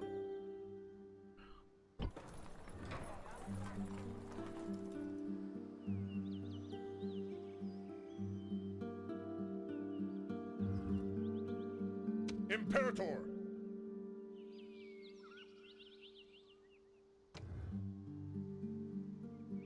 This is where we get things up.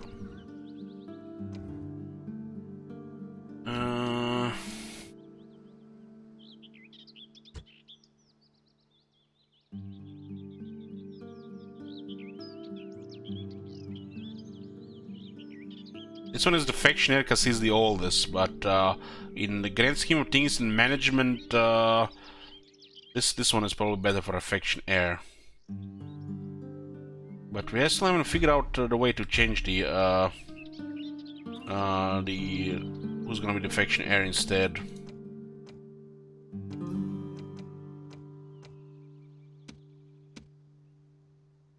It's supposed to be like a button. Some this is declare make factionaire. So there's an icon here.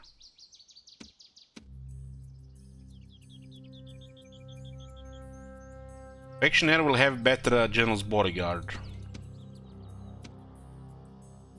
This guy has a drill master as well, which is nice.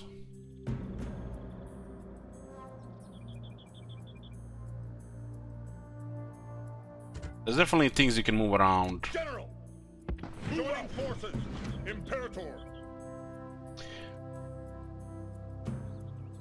Sir! Yeah, let's just attack this. Not sure how you cancel now the fast movement when you turn it on. It's so fast. Can General still down first the unit? Pretty sure, yeah. A victory seems certain, only a fool could lose this battle. So they're telling me that I should not auto-resolve. Okay, so we get, this is the, what we have here, the battle deployment. So there is the faction leader with his soldiers deployed. Again, here's the information, and you can see the enemy here. There's the army details. There's no reinforcements on the either side. You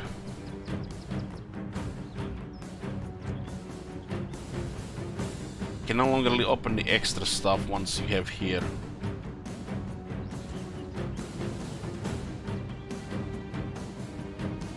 What is this?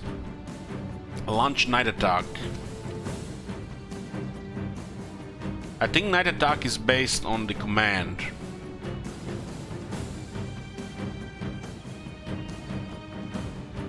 Okay, we have our first battle, boys. It's gonna be a hard one. I don't know how we're gonna do this.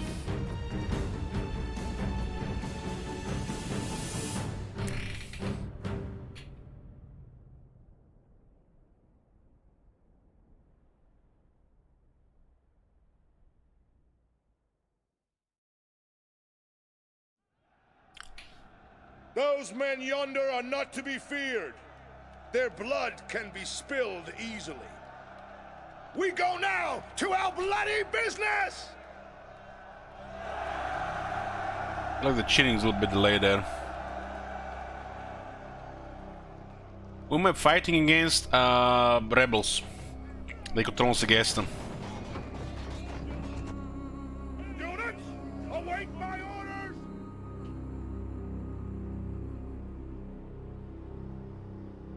So got a minimap there. You can actually zoom on this one.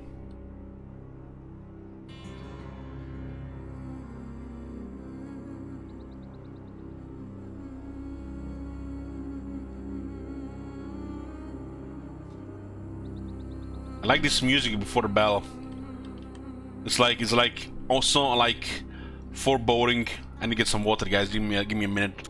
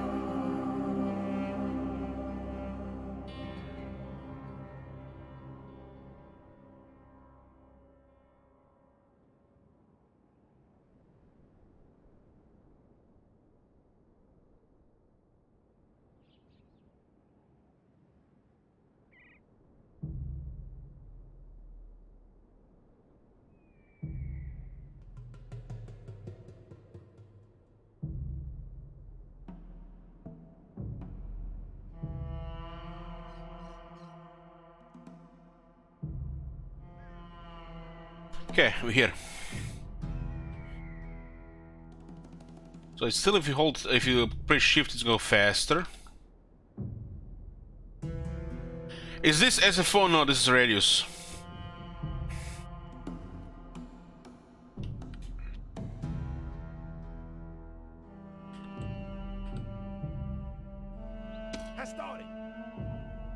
Looks like just a massive variation between the faces.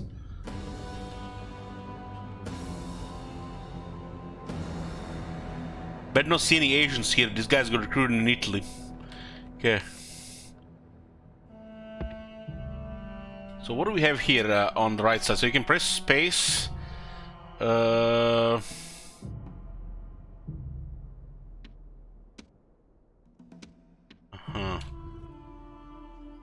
It's only selected here. Spaghetti lines are still in the game, boys. They should never be really allowed to go 2 lines here, man. It's like 3 tops. It looks like they haven't patched the spaghetti lines.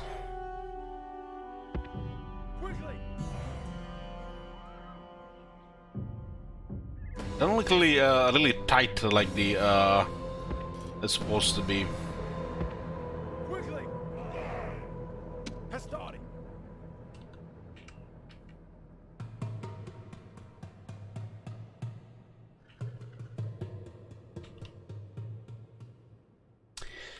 Those boys look a bit grey. Are they hangover vampires? They have no windows in barracks.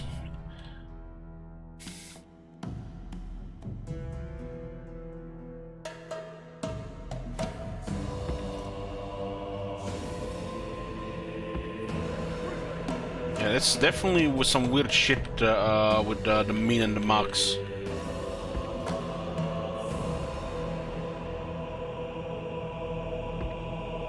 What about this unit? Can it's also this unit is even goes further. I guess there's a room so you can alt and move him around. Archers! Hurry! What about Triaria? Triaria looks like they have a tight formation. I guess it's spearmen. Triaria looking good.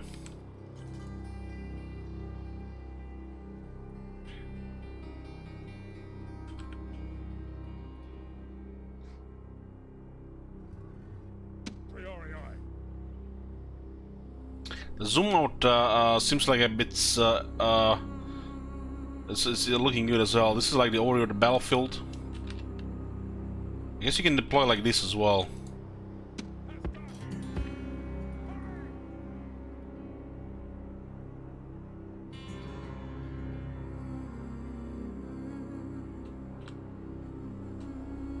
This is the max zoom out, and you can go like here.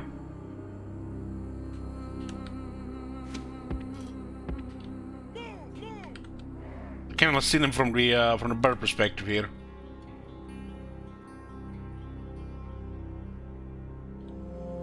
Okay. So 2 lines for the horses. Well, for the horses, the 2 lines do make sense.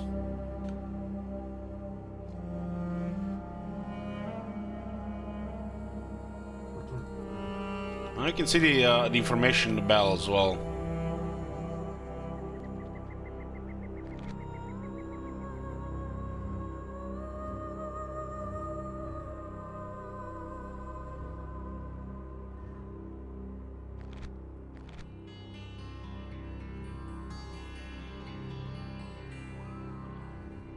So you want to have an info button. It's unit description. Huh?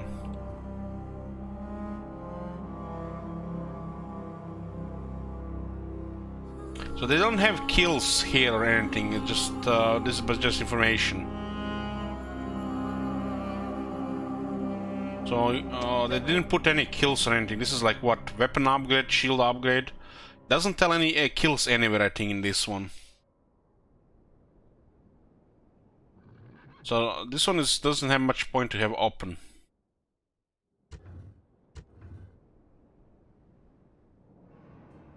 What do you guys think? Do we have the unit information even open or not? Units! Uh-huh. Units! Hastati! Can we move them around? Archers! Oh, thank God we can move them around. Priori! General! General! The thing is, we don't get any information about kills or anything, you know? It's like, in Warhammer you have it open, you can see the amount of kills, right?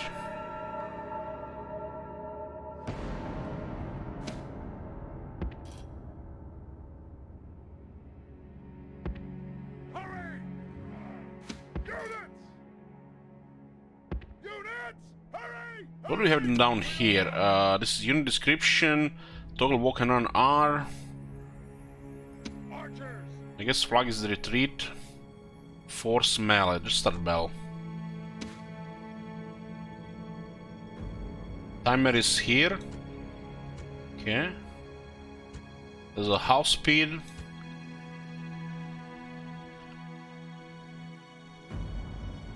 So T is between normal and max speed, huh?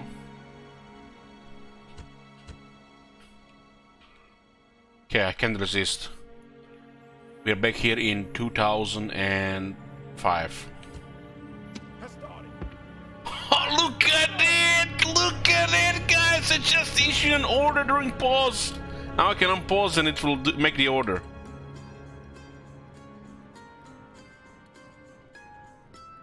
God damn! No, hold on. Pause the game. I don't want to go there. I wanna go back here. Just like that. God damn! So that's how that works.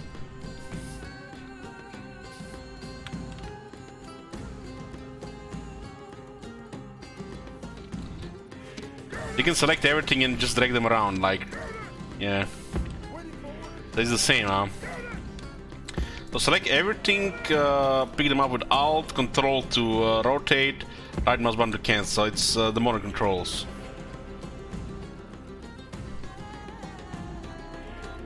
You can pause on Legend, yes, but you can't issue orders.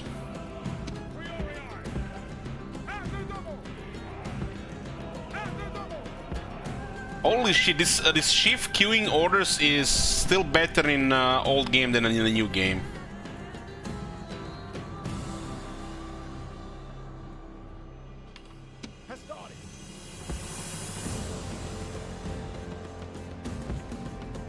Where the hell are my archers? Let's go shoot them. What can they do against our archers? They're just peasants and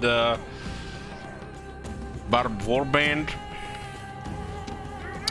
The thing you need to know about the old sieges is if they are on the city center, they fight to the death. So you might suffer. No restricted camera.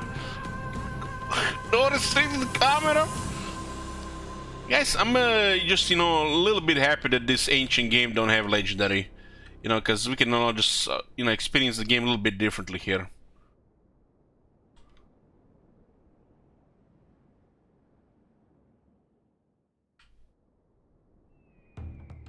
The visuals are definitely better, but compared to, you know, the newer games, it does still look much worse. It's just too simplistic. But you know what's wrong with that? What's wrong with that?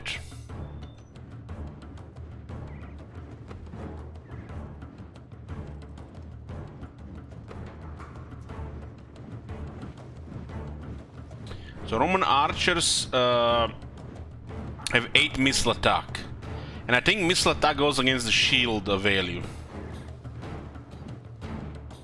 Shield and armor, right?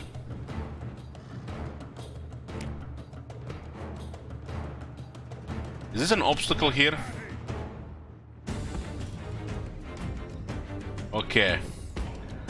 When you're playing Romans, your main goal in life is to deploy formations to make the enemy suffer.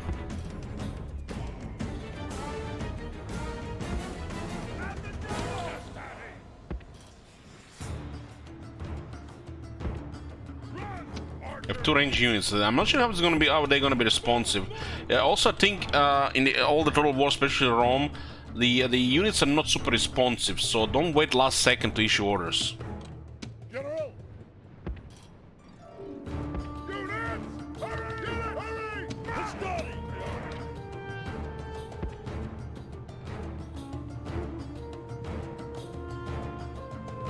So what do we have here? Selection markers. Huh.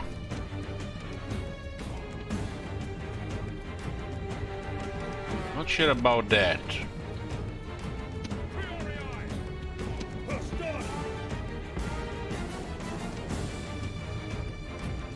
Movement pads, firing arcs, hide foliage.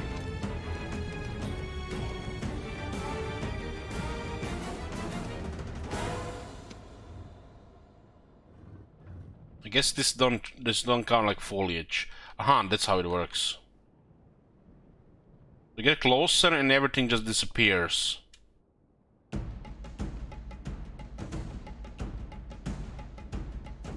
The distance might be a little bit too far though, look at this. This distance to hide it is a little bit too far. You don't need to hide it from this distance, right? It feels like a little bit high for sure. Unit status.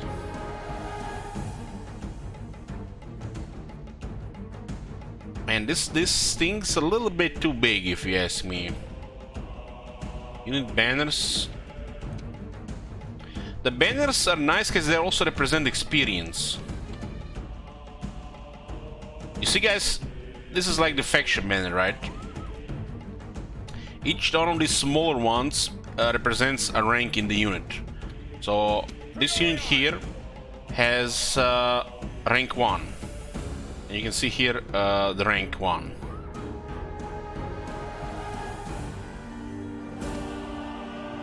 I think showing this is fine. Maybe this one as well. I don't know. You can see the stamina bar there, I think.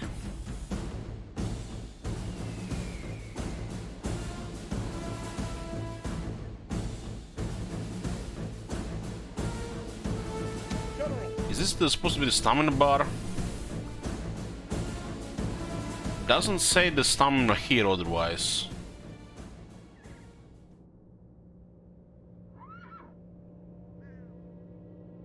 Could be the morale though. General! Is the left one the stamina?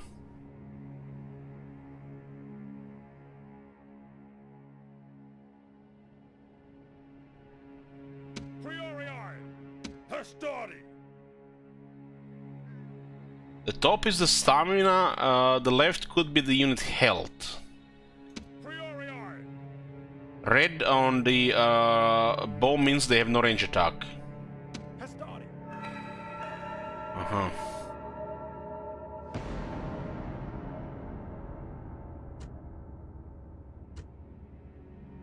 There's a guard mode.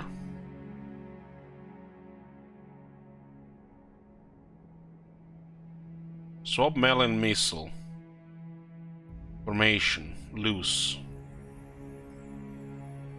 The fire at will. Wait for my orders! So if you... Hastati!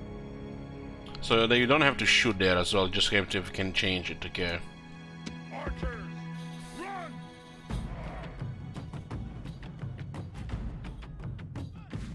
Units!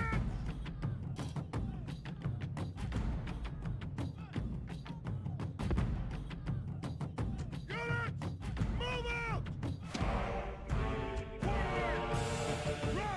Run! It's basically the top one is the run, the mode, if they're running or not. Let's see how the range looks like. The music is the best part, right, boys? Okay. They're on the center. They think they're unbreakable. Well, let's show them the arrows. We're kind of on a low ground. We gotta lose some range. Let's see if they can stop shooting here. Archers! Skirmish mode is on by default, huh?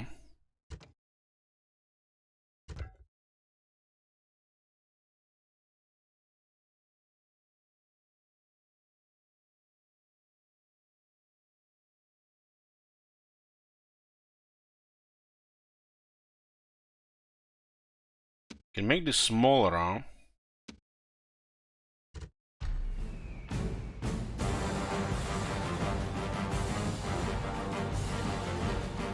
They still don't see the enemy there. I guess because of the low ground. Can you turn off the skirmish mode by default?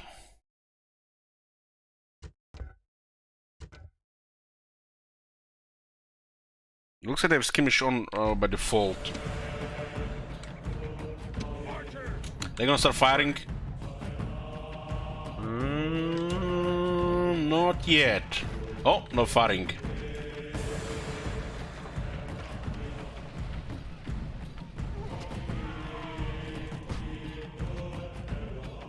Nice, the beginning of the range meta, guys. The Roman elves. Well, the barbarians, I think they're safe protecting the center. We'll show them otherwise.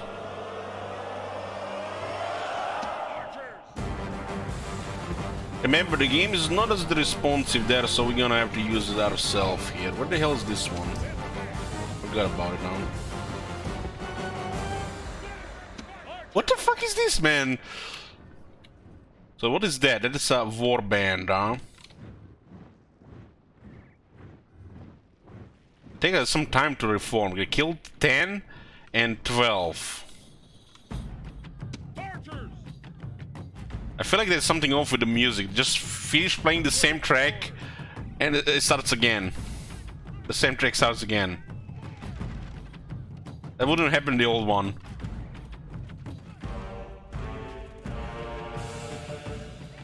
This is not a combat music. I don't think this is a combat music. It seems like it's buggy.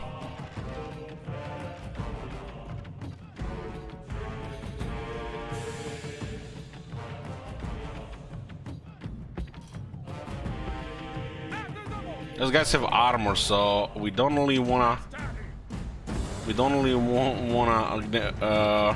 just stand there. Let's just shoot them a bit.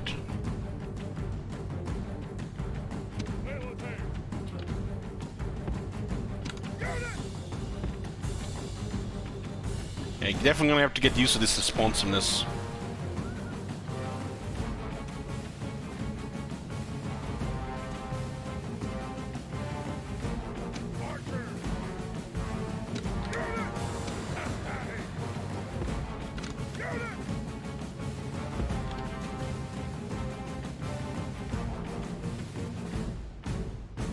Mr. Stream, is this game worth it? Just go to YouTube and listen to the wrong music. It's free. I'm not sure what the AI is doing here.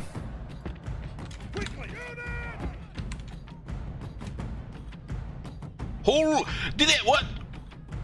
No. Who shot that? That can't be Pila.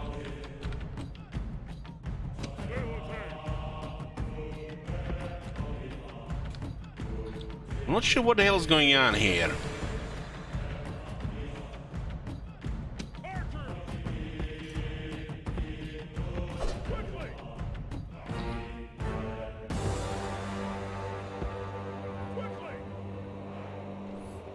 Maybe they're trying to just get away here.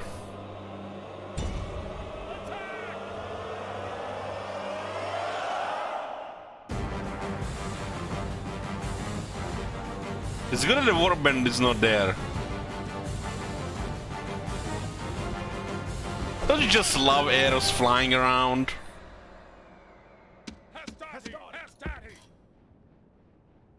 Units! Hurry! Hurry! Archers! Attack! Units! Archers! At the double! Run! You guys don't want to attack us? Orders completed. Flame arrows. Use fire!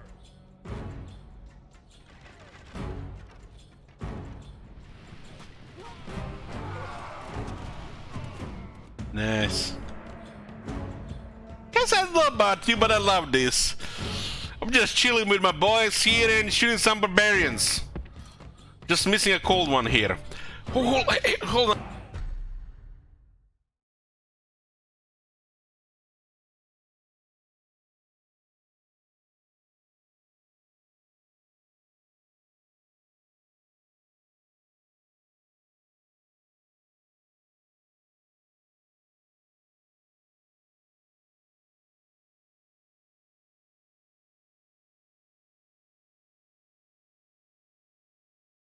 I'm here. I'm here. Oh, now we have everything. Early said first battle of all the war games. Well, we're just testing stuff here and shooting. It can be pretty slow if you don't want to take any casualties. But when the battle starts, you'll see what I was saying. Where's my big cavalry unit? Archers! Orders complete.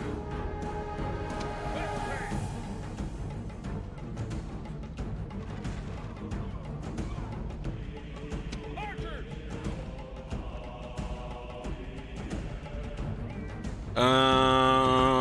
What I'm drinking just beer. General, hurry! Archers!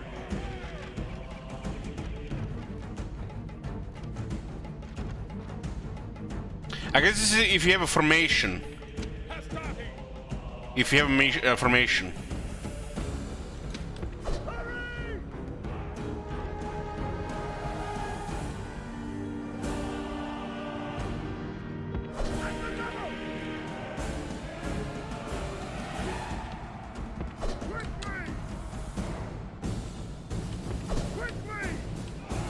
I just noticed this thing is moving around.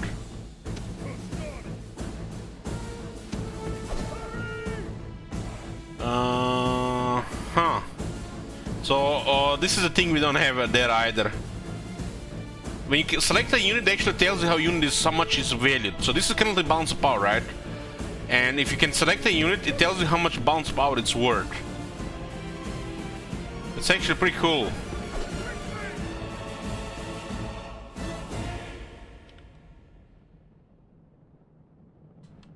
Pretty cool stuff.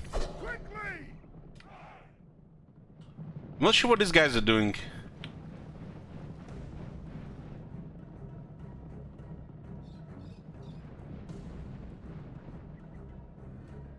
Okay.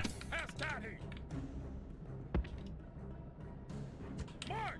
Archers! At the double! General, move! Move! Archers! Looks like they're exhausted. Attack! Study! Archers!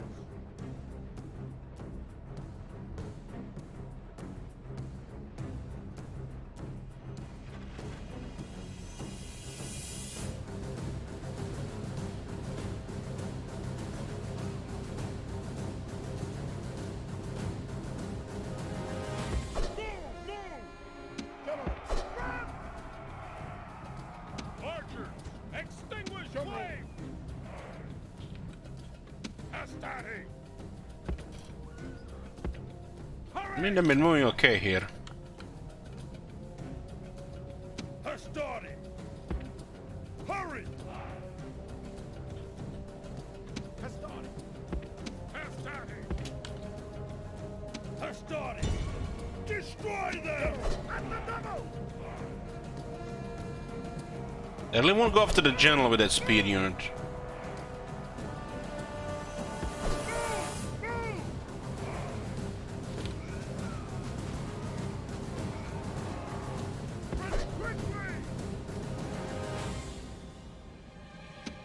They're charging now.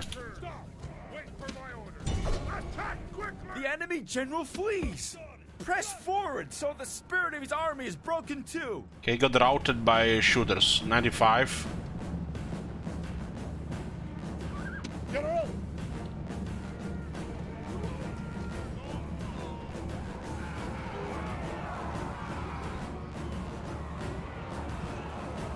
What a slaughter, look at this. Great gods be praised! The enemy They general were killing is like killed. 30 guys per second. Fear makes a home in our enemies' hearts. They're all dead, just like that. Still the lawnmower. At the double! Astati! Move! Move! These are peasants. They require, you know, a little bit of finesse. Astati! Fire at will! Astati! Fire! Astati! Quickly!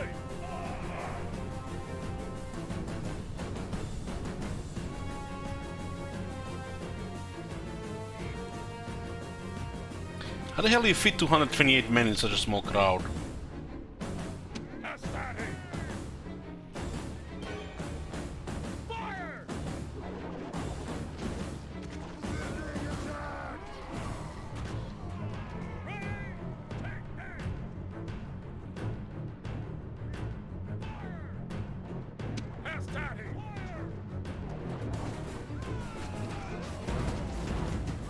The enemy show their true virtue.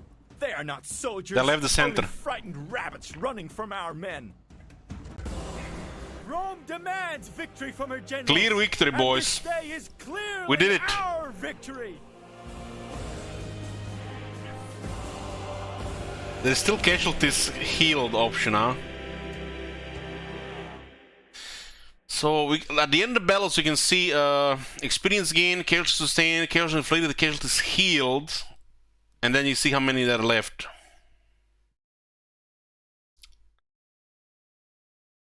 The Roman archers killed 140.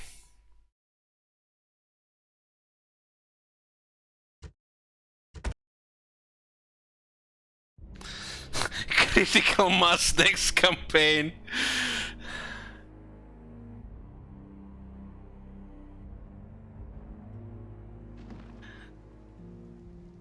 General had 95 kills in 3 seconds.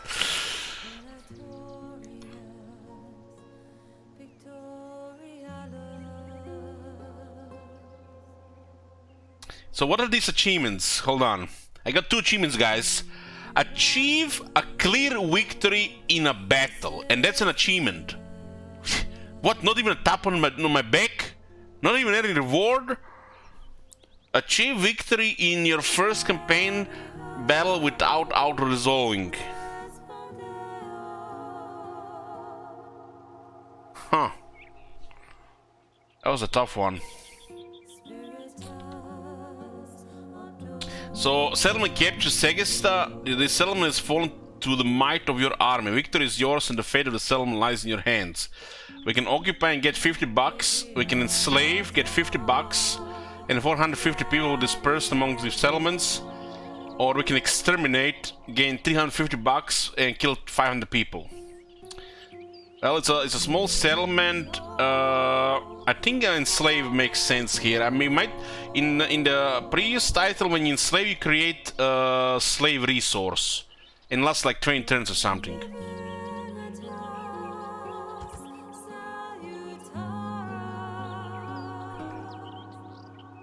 The slaves have been created here, and you can see 20 turns.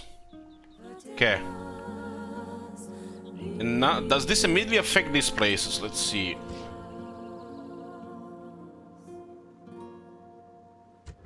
Segesta.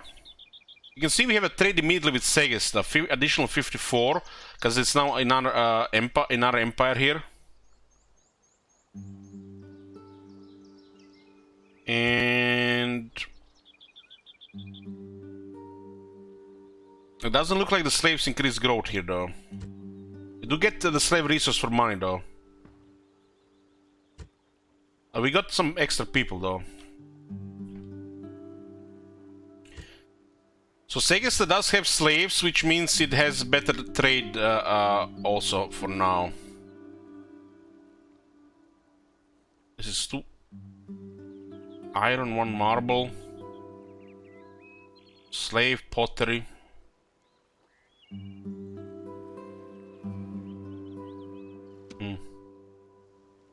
Your Honor. Yeah, there is trade between your cities. So you can see this city is trading with 5 other cities. There is national and international trade.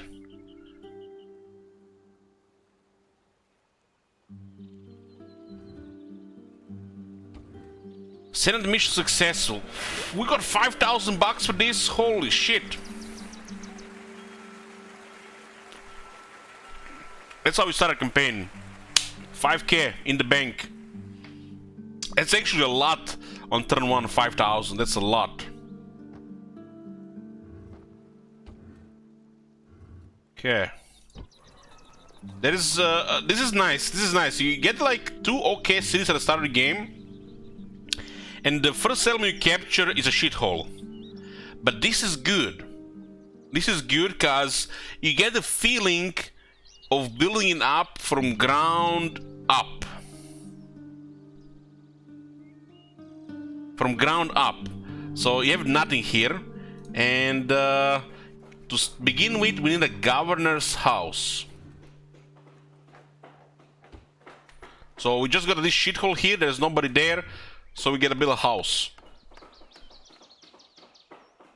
This being a shithole without a governor house is still making some money. There's an unrest 30%, but unrest will go away over time. But as long as there is this unrest here, you can spawn rebels. There's 2 trade here. There is trade with the goals without even having trade rights. There's a natural trade here without even a trade rights. But if you get trade rights, the trade gives more money.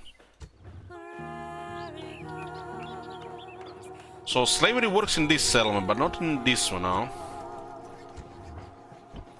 So the slavery will actually benefit the city in the long term. The base farming level is 2%.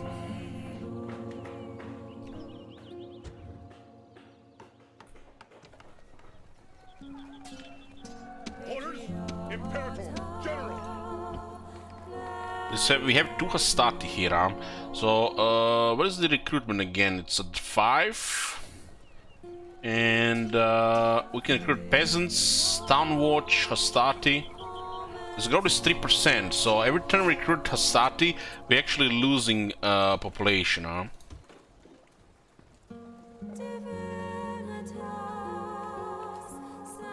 So we need to get more than 3% if we want to grow. If you want to keep recruiting Hastati every turn. Hastati are 440 shekels to recruit, and they have a 170 shekels upkeep.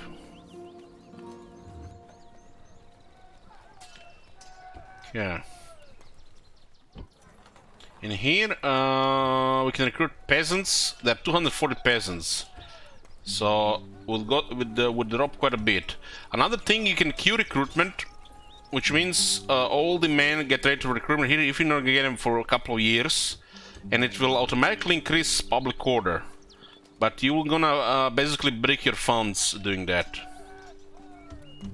So, for example, you can get peasants from Armenium and send them to Segesta, so the settlement actually gets grow a bit higher. So you get some peasants in Armenium, and then you disband them in Segesta, and Segesta has some population, so you basically have population control.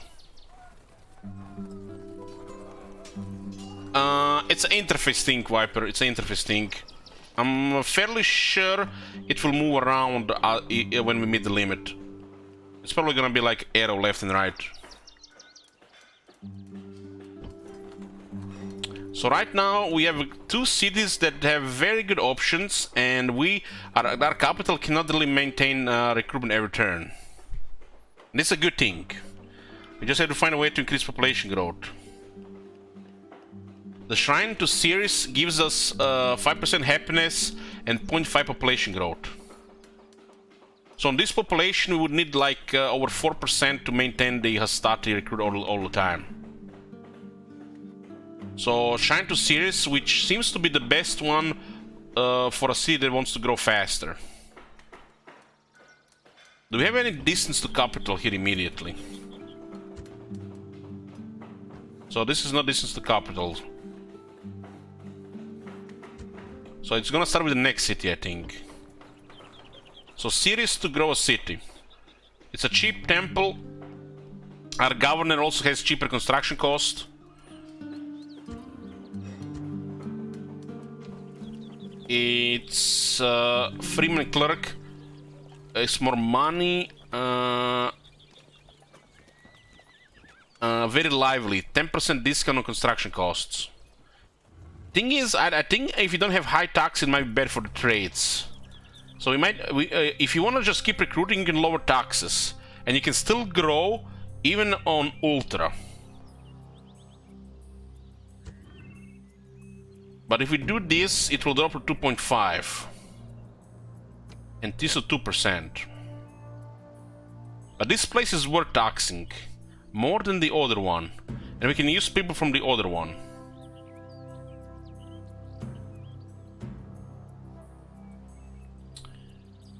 The taxes affect growth.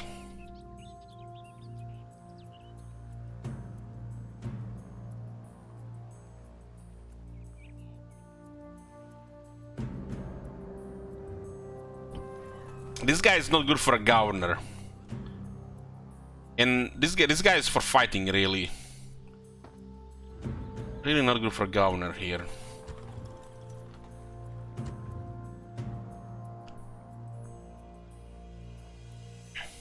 You can use that as on a classic setting. If you don't put a classic setting, a recruiting will always cost the normal scale. I'm not sure what's the normal amount. 80? I think it's 80. So you can see here when we're recruiting, it's gonna be 160. Which this settlement cannot maintain. Not every turn. So we need to get people from the other place.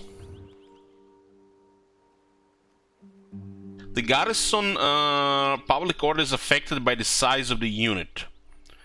But this has a downside if the settlement gets attacked. So, for example, the peasants have 240, which means unless they change it, they're a better garrison unit than a town watch, which makes no sense. I wish, you know, one unit was, you know, same percentage as between. So peasants are better garrisoning the city for public order than a town watch. And I think it's based on the settlement size. We can also science this. We can science this. Just, yeah, get one peasant.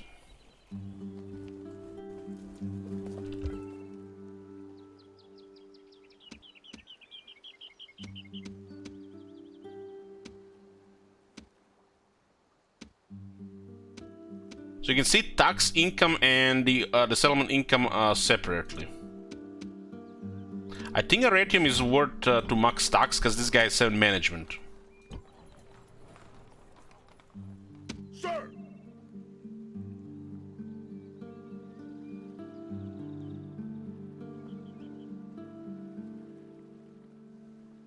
Aye, Captain?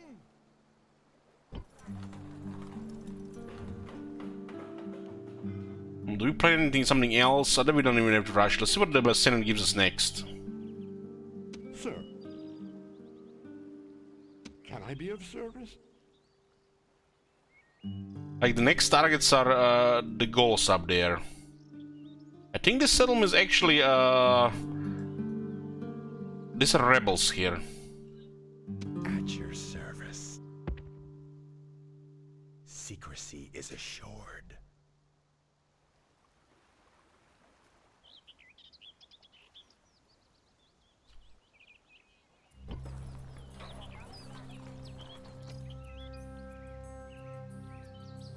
So there is the faction heir here with Barbarian Cavalry and 2 warbands.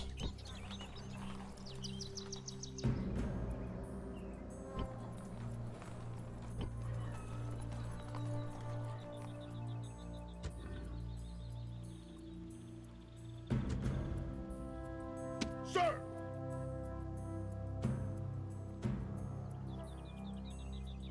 I'm thinking in this area some of the trees are like the ambush spots. General! Imperator! Orders? This one is the faction heir here. I'm not sure if it changes if you promote somebody else to a faction heir. I think this one should be the faction heir. Let's see, well, you know, science.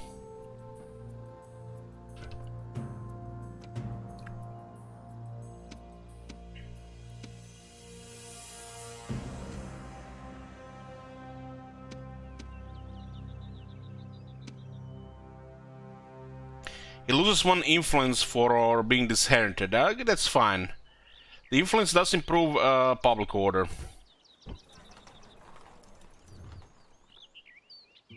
We'll see if his unit changes there.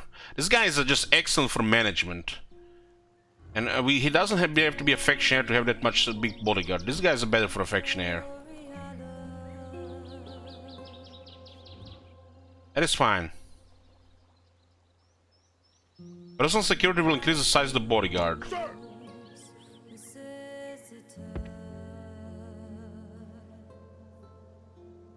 March!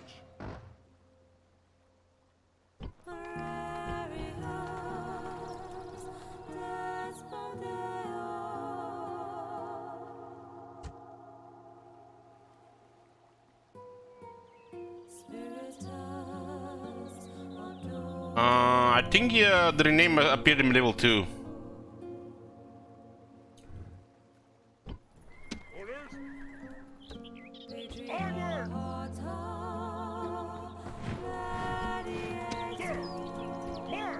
If you don't want to have it fast all the time, you can just click left click.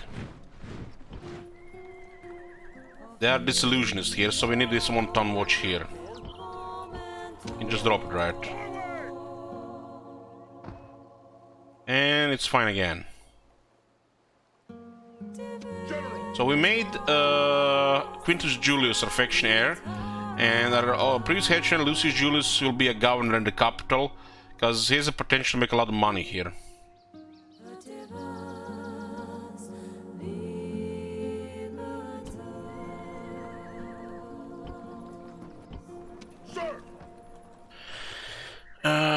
Hold on.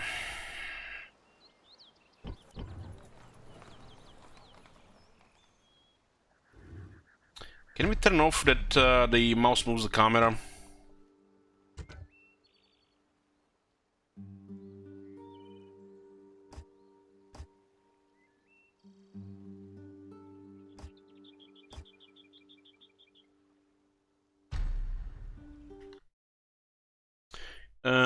What's going on? The name don't work in this game. There is a hiking speech. You don't want a hiking speech here. Just Marcono strong here. This guy has too much shekels. Fellow Dowie! A great wrong has befallen our kin. We haven't played the Dwarf campaign in a while, guys. We need to play Dwarves again. The Damaskron is filled with their vile atrocities. And the debt stands with them. So, my kin, We haven't had a jet in a while and haven't played Dwarves in a while. The might of Karazakarak. For they come. The goal scum.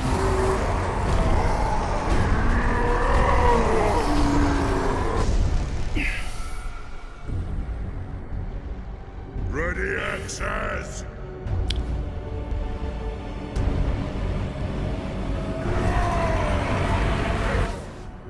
Kazakan! Ah! Pay back every grudge! This is my edict as High King!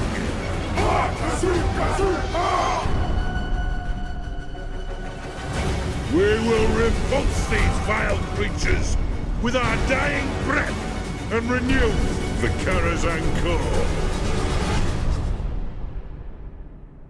I think the trade buffs are faction-wide. Doesn't matter who has them, but we can also confirm this.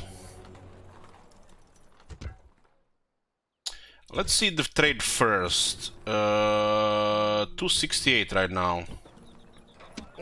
So we should go lower, cause we are moving it right now.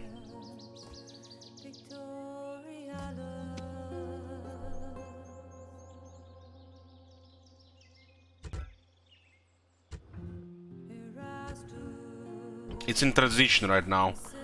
We'll see next turn. Maybe it's for the local region. Could be just for the local region. Could be a little bit OP. It's faction wide. So we'll see when it changes.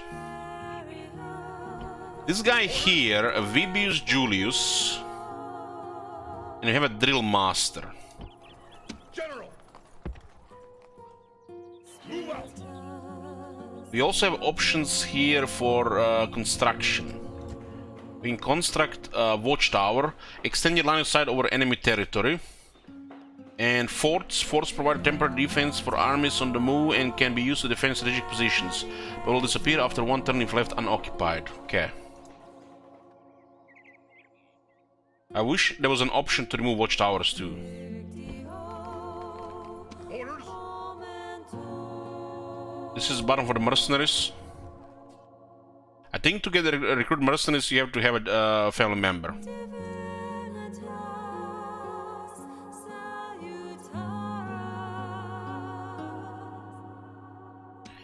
And we have 2 ships.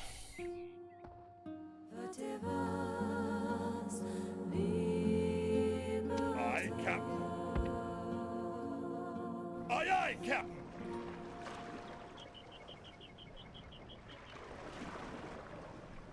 Massilia is there, rebel settlement. So we could have put this guy on a ship and sent after Massilia. Uh-huh. Sir! Move out! This could have worked as well. Aye, aye, Captain.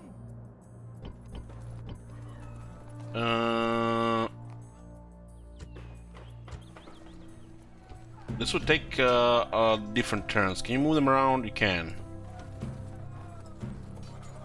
Noble master? Sir!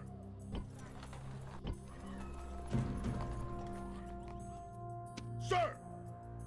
I feel like this is just asking for trouble, though. Orders? Move out! Let's not do that. We could have done that immediately, but it doesn't really matter. You know, thing you could do. Noble master? So you can initiate. It looks like it's just out of range. I shall speak with them. Yeah, it's actually right. It's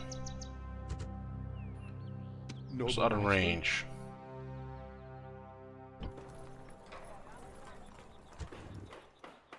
This is Ariminum, and we want to grow here, so get another shrine to Ceres.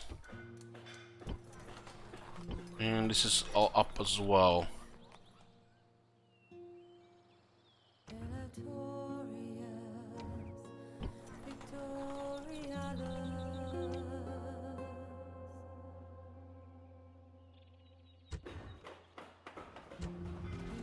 Okay, looks like we're done with turn 1, boys. Have you seen that shit? Holy shit! Imperator! There is timber here. Cities don't have their own garrison. Rome 1, no. No.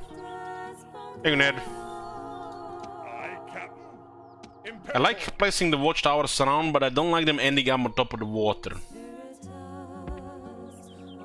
I wish there was like a highlight of the area where we actually put the watchtower. So we can see full vision over our allies.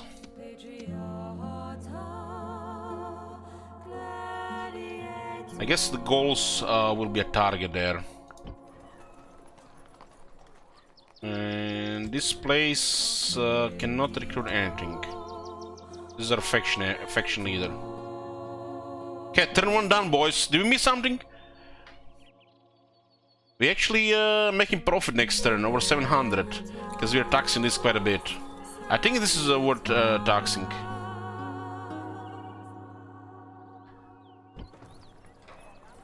Okay. Enter and shift enter.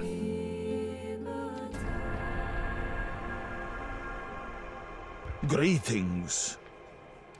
Greetings, huh? They want trade rights. Huh. Counter offer. It's a balance now.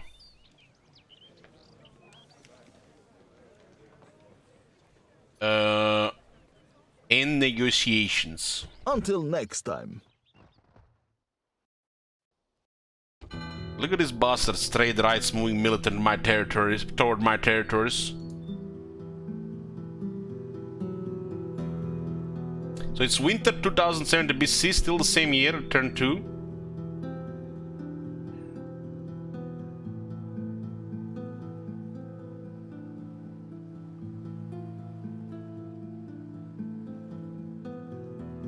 Got a new mission.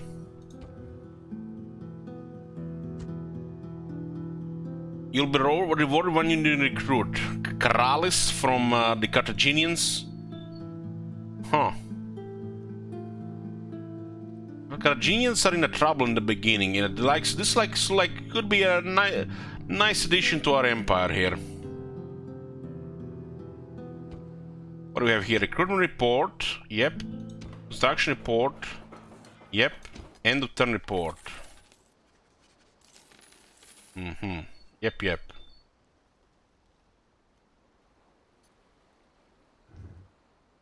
Retinue expands, age retainer, and merchant. This is what we changed.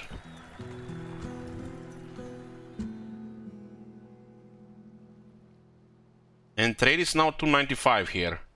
The trade has increased. I guess it's local. The admin is 281. This guy has 7 management. That's a lot. This man is an efficient administrator, well able to deal with unexpected crises.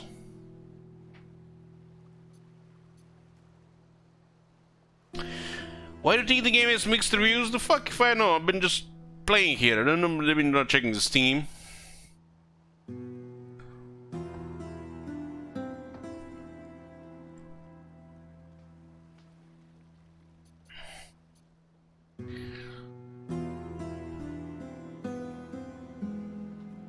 I bet those guys haven't spent two hours on turn 1.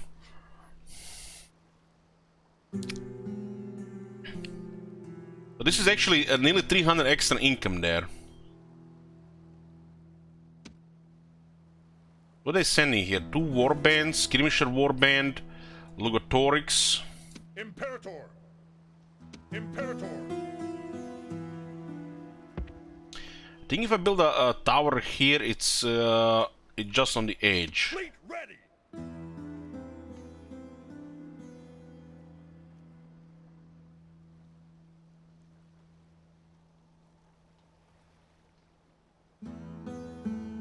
Karalis, it does make sense for us to take this place.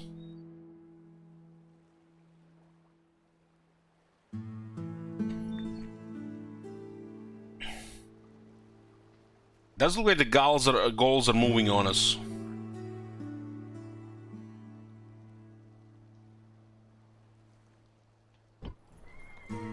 So we now have the governor's house here. General! General! It does look like we need more time here to move. Sir! Fleet ready! So, the Senate wants us to take Karalis, not to attack the Gauls. But we need to secure the northern Italy just before the Alps, right? We can keep fighting them there. Karalis is a nice place to have. There were some Carthaginians there. Ready to sail! General!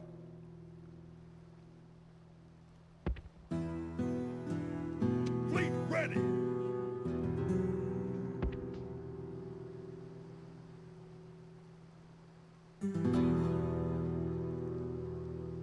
You don't see the movement bar here. Oh my god! Have you seen that shit? Holy shit! Sir! So these guys still have 76 bodyguards. So they're still there. Well, this guy has increased the amount of bodyguards.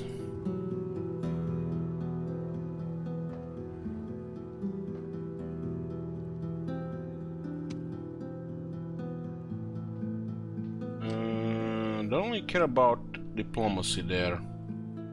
Let's see what's on the other side.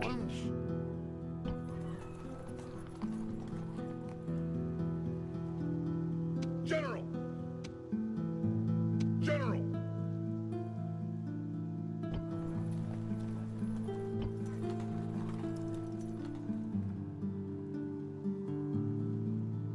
Sir! Does look like they're making a move to attack here. Orders! March!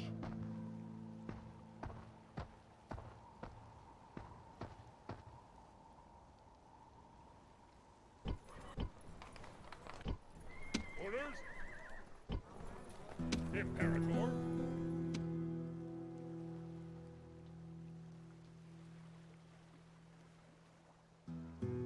Sir, onward.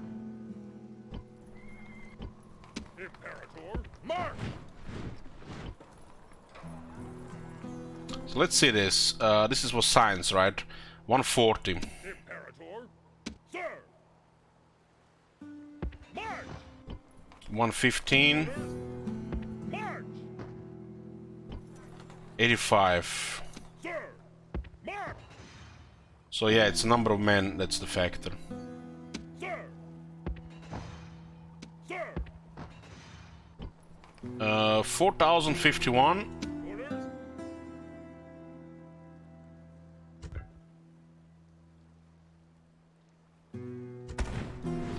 4291. So you can still do population control.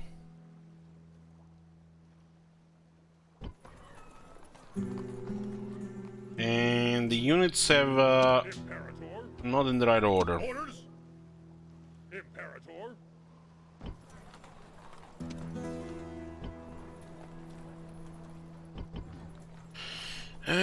Let's see. Squalor 1.5 already. Buildings 0.5. So we got the Shine to series here. General.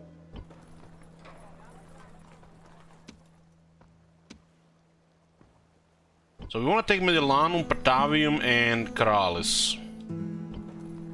Sir. Orders.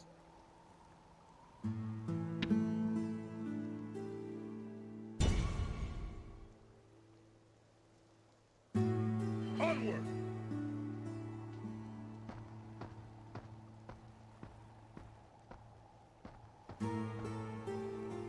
Prepare to ambush. So we're in the trees and there's an ambush spot there.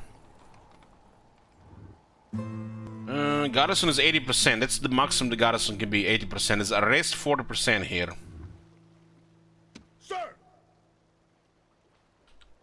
Sir. This is all unpassable here. Impassable. So I have to go through to the mountains. General. March.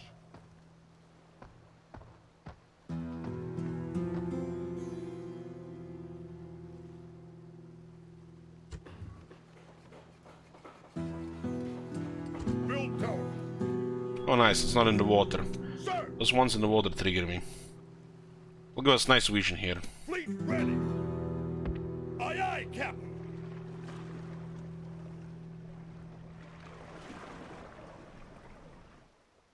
So nice as we know there's a watchtower that doesn't go into the water there.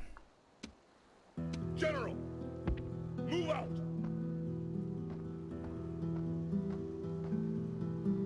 Get a nice vision here.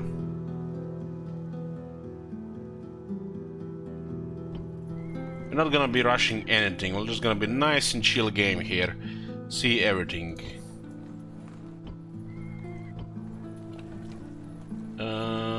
Yeah, get another Hastati here. And 3.5 here. I think we want to actually make this place grow faster. We want to have this place actually have more growth than the Arretium, so we can use population control. So we need to increase more population growth here.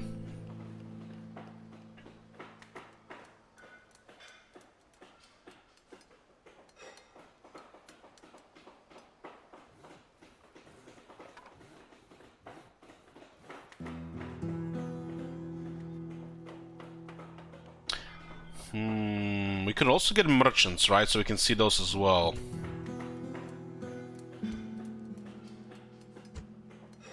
We got 7 more trade income here, on top of what we have here, and more growth through to trade. 2 turns, get the trade buff, small trade buff, and growth. Yeah, why not? That's you know, no brain. This place can have actually a lot of high income because of the governor. Trade will he got 26 up here. There's 5 different trade routes. And 3 more from the governor. That's like a no-brain.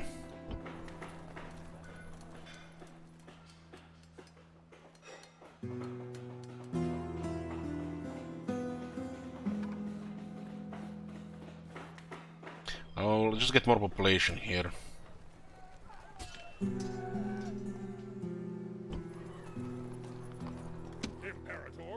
If I remove these guys here, there's still unrest here. I think it's just going down.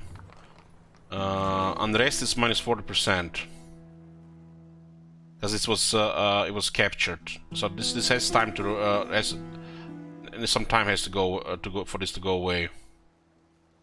I think on a higher campaign difficulty, some of this unrest stays no matter what. Which is also a factor for rebellions. Which is, I feel like a shit system. Because, you know, again, I'm fighting rebels more than anything. This place is not even making that much money.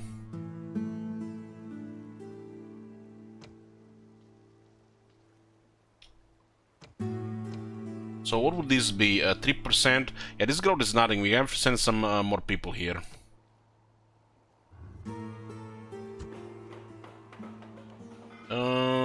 Yeah, we'll open with the roads here first.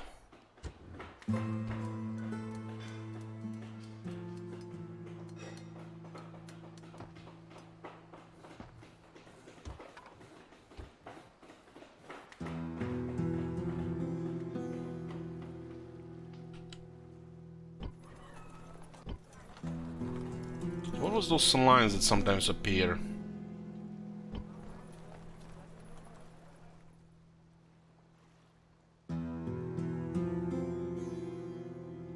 I think those are trade routes, trade lines.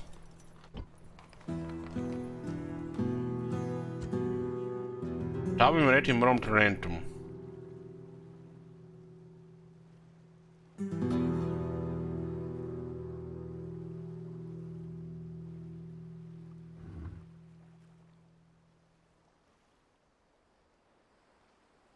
This place just seems to have pottery, huh?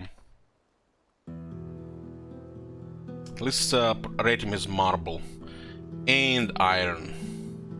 This is a nice for trade, and it's gonna be even better when we get to those cities on the north and maybe another trade route via sea.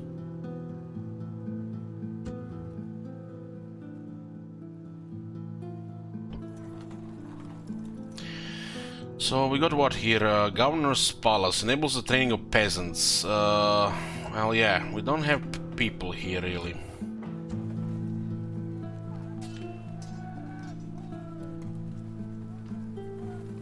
There's a limit how much people, you know, actually before you can get a military unit. This is still very close, so it's gonna be shined to Ceres here. Queue it immediately.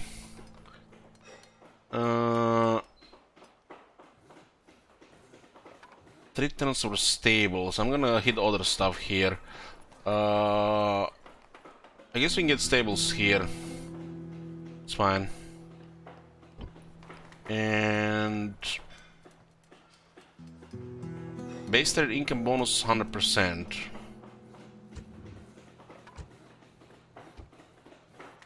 Yeah, that's gonna be noticeable.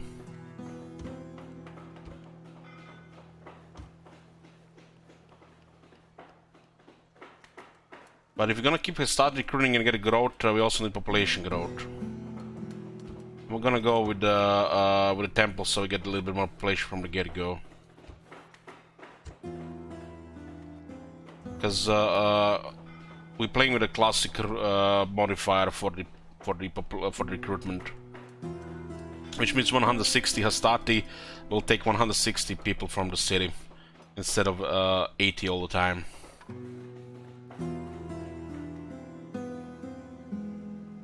And you build controls like a modern Total War. Orders? So we have to still decide what we're gonna do about this. This looks like it's gonna get attacked.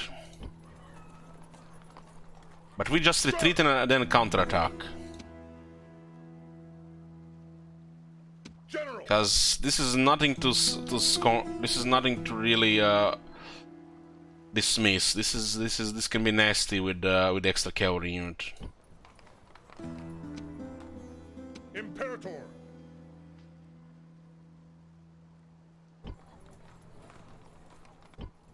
Yeah, we'll see what happens there. I'm even thinking to send another Hastati there. How strong is this barbarian cavalry unit again? So they're gonna have 15 attack and 11 morale. But if we charge them without them charging us, it's a slaughter.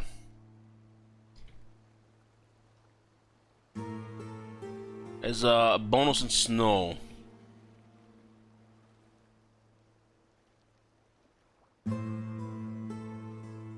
So the Hastati have a better defense skill than the Warband. But unless you break the morale in a fight, they can actually do massive casualty to the Hastati.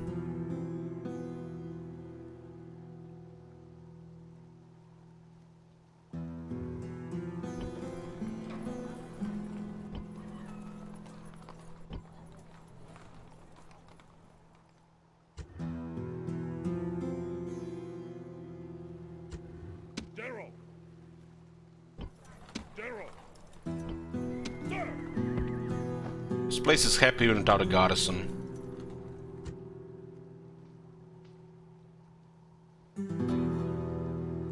No governance when there's no units inside. But we have a low tax, so they're fine. Which means we can send this one here. The other one. Here. And we can put the extra military unit in the other place.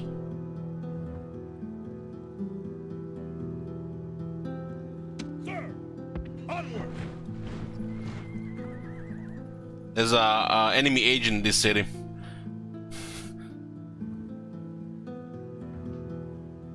Uh-huh. At your service. At your service. Doesn't say the chains, huh? Watching and waiting. Now we got in. We got in. He's an expert spy. Sometimes this man recognizes subterfuge for what it is. Sometimes he even makes use of it himself.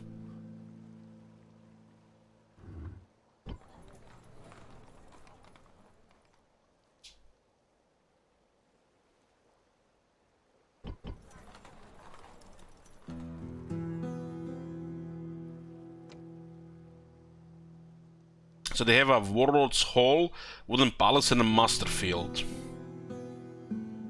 Your spy has a 40% chance of opening the gates if you attack. Nice.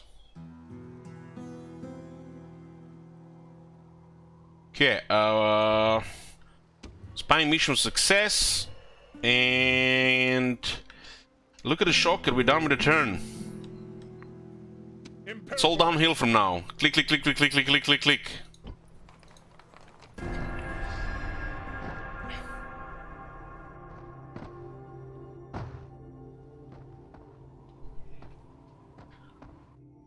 They didn't attack. I'm shocked. I'm fucking shocked. I was expecting an attack here 100%. Sir. Any mercenaries here? No mercenaries. I like that the previous ones actually stay here. They spent a lot last turn. Okay.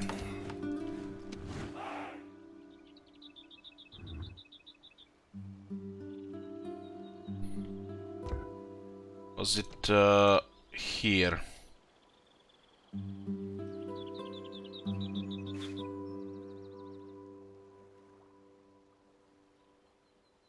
$403 trade.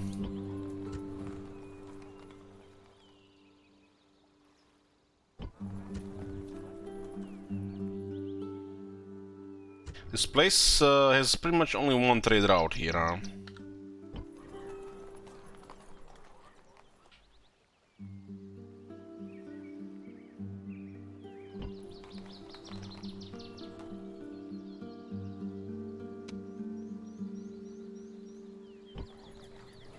So they recruited a warband here. Orders? General!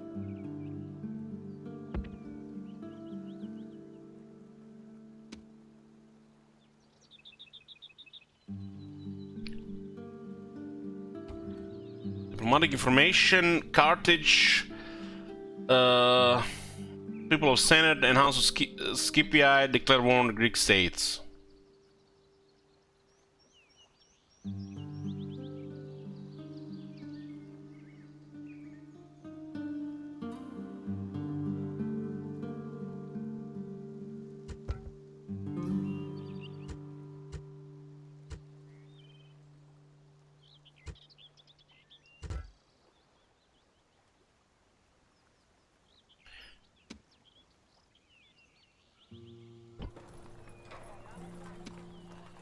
They might just retreat if we attack this. Sir!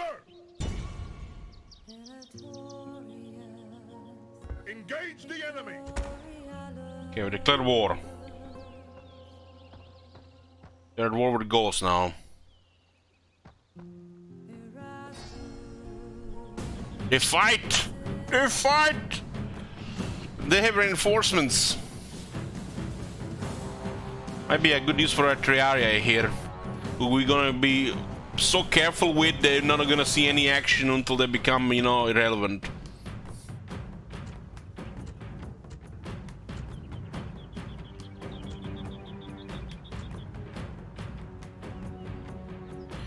So it looks like there's a faction heir here. 77 horses. Oh boy. The barbarian faction heir.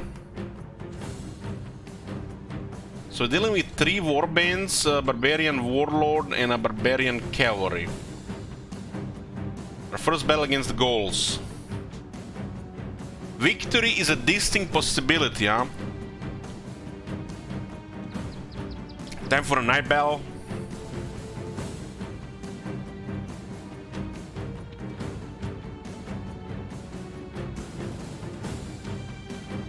I don't think anything does here.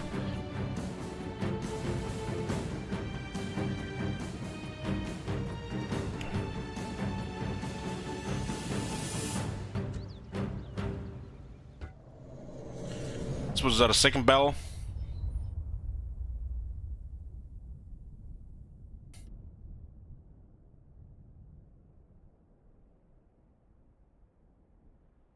Battle outcome game prediction.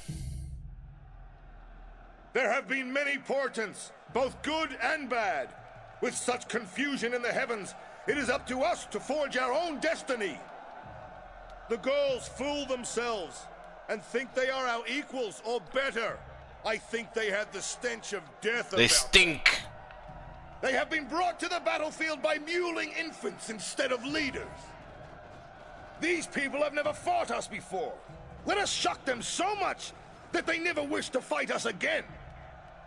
And now, to arms! Let us harden our hearts and think of Rome and all we can do for her. Then we will do our duty to Roman honor! There's a delay for the cheers after the speech. There was definitely not this delay in the original. And they were a little bit louder, I think, as well. You guys want a prediction?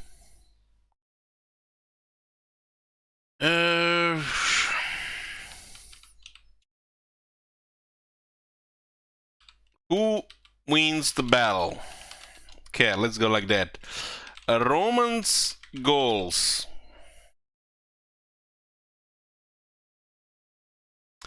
It's a tough one, guys. But you can always, hope that Mr. Streamer fucks it up.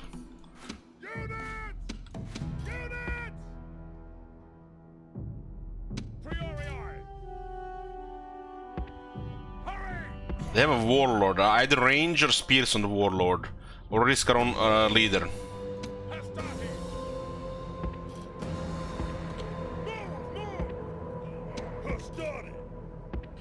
At the double!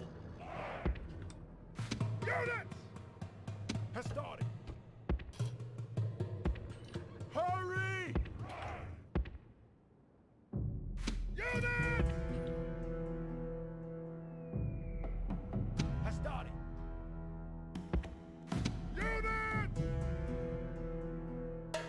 Ellis bet 20 on that is gonna throw.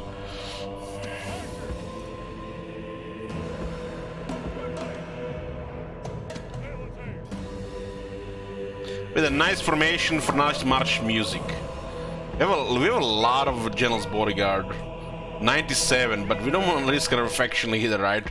Every time we send him in battle, we risk him. The enemy have brought up reinforcements in a pathetic attempt to save themselves.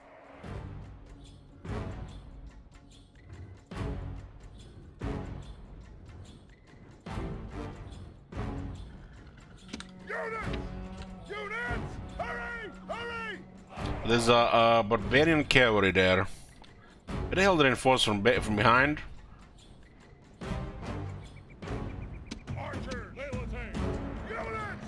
Stand and fight! Archers!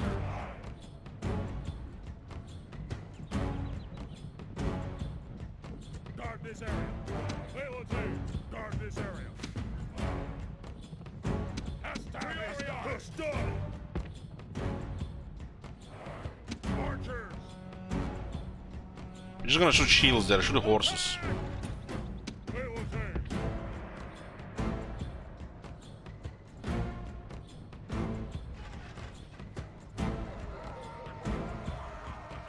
They're using a war cry. Are those guys just walking here there? Oh, nice. Boulder Late Fray.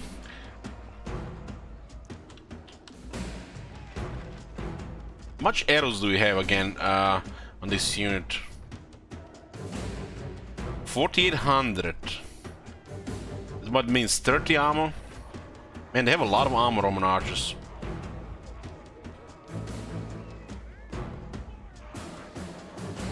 Yeah.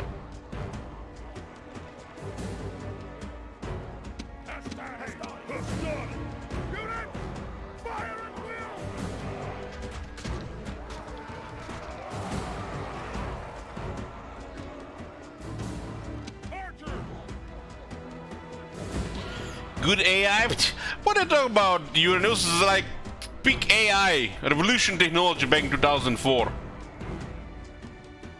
Taking countless man hours to build this shit.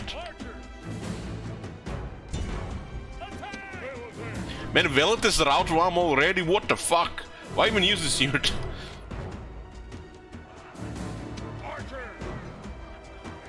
I wonder how many they killed.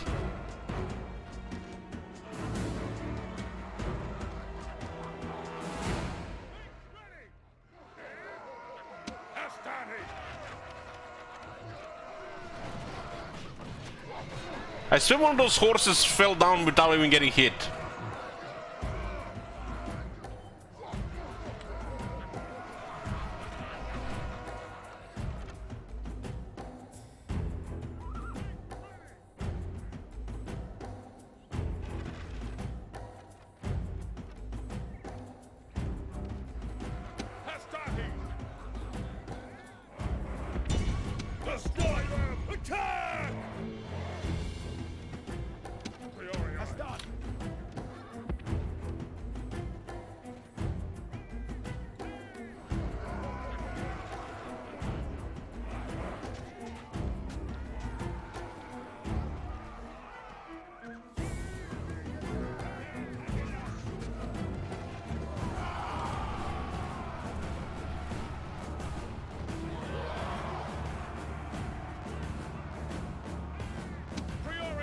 The gods have filled the heart of the enemy general with fear. Now he flees the field like a coward. Archers! Destroy them! The gods be praised! The enemy general is dead! His men know their doom approaches. Those guys actually broke in charge. I need the Triarii on those horses. Holy shit, those Hastati got deleted by the barbarian general.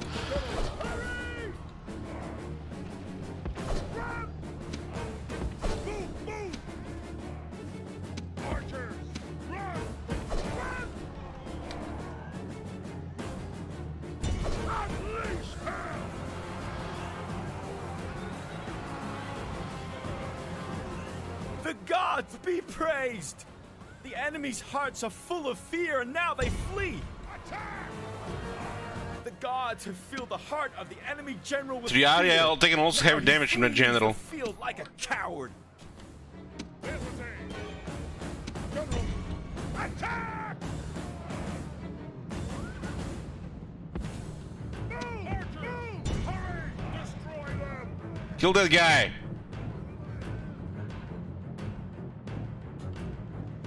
General! Quickly! Attack! Attack quickly! The enemy show their true virtue. The general has They are arrived. not soldiers, only frightened rabbits running from our men. You guys seen the damage that the guy did in the charge? The fuck? Even 40 Triaria got killed there. Supposed to counter shit like that.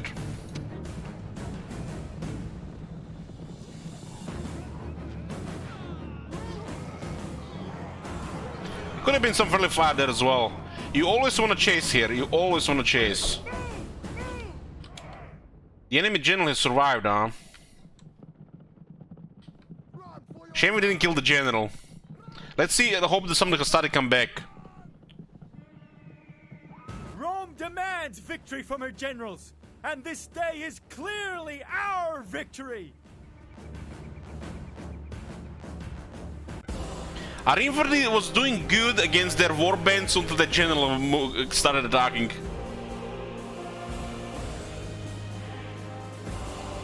So what do we have here? The warband inflicted 86 casualties. The other one 13. This one wasn't softened up by the missiles like this one. You can notice the difference here. This guy's broke much faster. This guy's kept fighting. The Barbarian Warlord inflicted 92 casualties. They do hit very hard. So let's see. 4 casualties on our general, but 115 inflicted. This Astarte has taken 134 casualties, but they heal 24. So they can heal as well. But the rest of the unit will have to be retrained or merged with another unit. As they also lose men, their upkeep cost also lowers. So that at least they'll have to pay full price. So Velites did 66 kills. Damn. Why do I have a feeling the Velites also... I'm not even sure they get wounded, because they have 1 hit point. So this made a difference. That Hastati had an easy time because the Velites killed 66. Triaria had taken 47 casualties, just like that. I mean, they're made to fight stuff like the Warlord cavalry. So you trade them 1-to-1, right? And since they have 160, they should win, unless they get routed.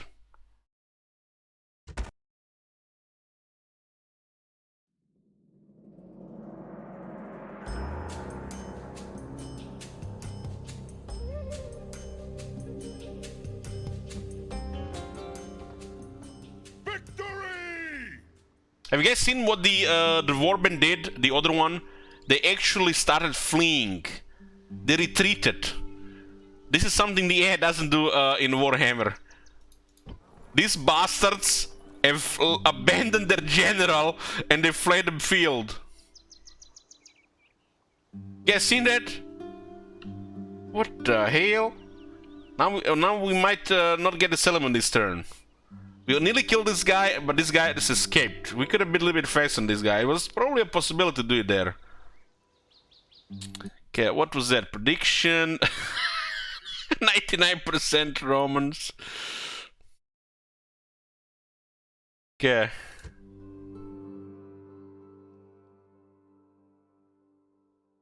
Can we just attack this now? So I can see here this Astarte as a 53 upkeep with 50 soldiers. And this one is 158 with 149.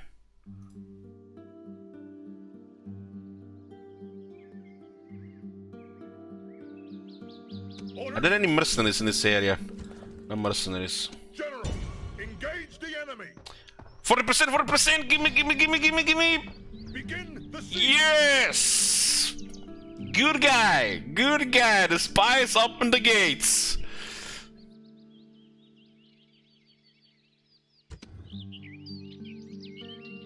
You're dead! No help for you! Otherwise you had to build siege equipment.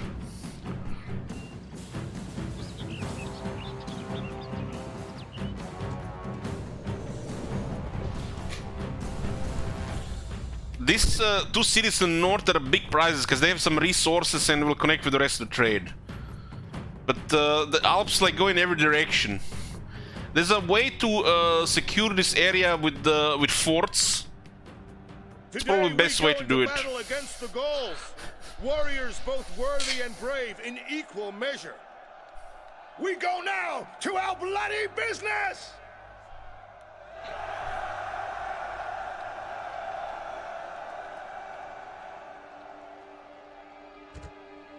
Units, await my orders! The spies open the gate.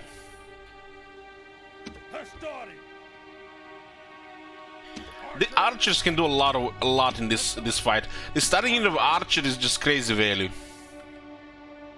They have some towers there, huh? I'm not sure how these towers work in a settlement without a wall. I guess if you capture walls, they stop shooting. I don't remember how these towers work. Let's see.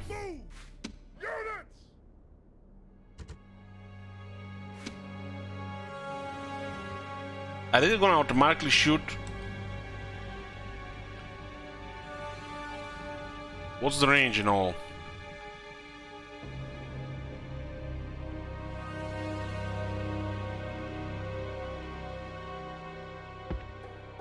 This is just the wooden palisade, right? Wooden wall. Orders completed. Don't remember how they work on this type of wall.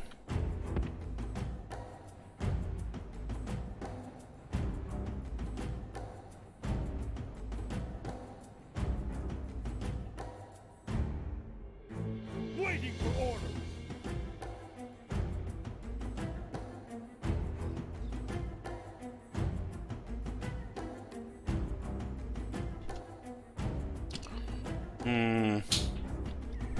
Doesn't seem to have range. Maybe they need to have a unit nearby.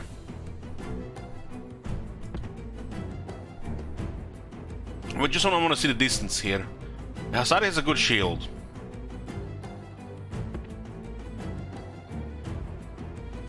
Oh, they started firing. Holy fuck, that rate of fire! Holy fuck, that rate of fire! Oh my god. Under attack! You seen that shit? Holy shit. What the shit? Look at this. Shoot, arrow, arrow, arrow, arrow. Bam. Shoot, arrow. What the shit? Balance that shit. How many people they have that tower? They even get tired?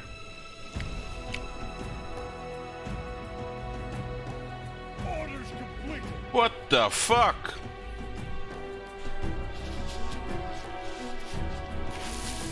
That shit is broken.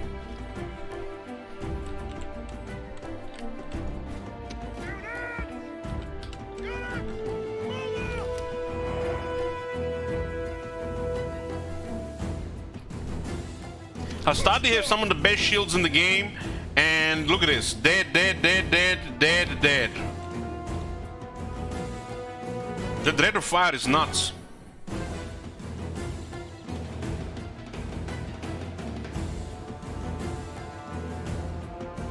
But I don't think they have the range towards the gate. I would like to see if you mouse over the tower, it tells you the range of the tower. This tower cannot shoot inside the wall. Not this one, but their towers they can shoot inside the wall. This is what the tier 2 wall. I don't think the tier 1 has the towers. Also, the rate of fire can might be influenced by the scale that you're playing. That's how it works. It worked in Total War for a while. Warhammer as well. Higher scale, higher rate of fire. This could be also influenced by the scale. If it shoots that fast, if you're playing on like high, like which is large, it's crazy.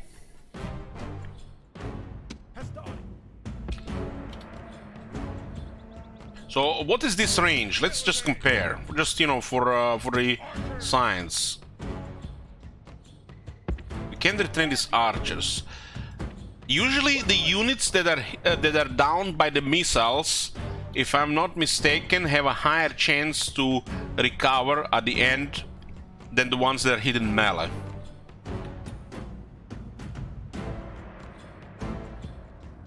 So these Hastati that are on the ground here, they should have a decent chance to come back, heal these casualties if we win the battle. So it looks like they have no range here. There's also another thing in Rome Total War. There is an invisible wall where you can deploy in front of the gate. It just doesn't work. And they've removed this in Warhammer, which is partially not 100%, but causes the gate bug. So what does this mean? You see, you cannot deploy here. It's red.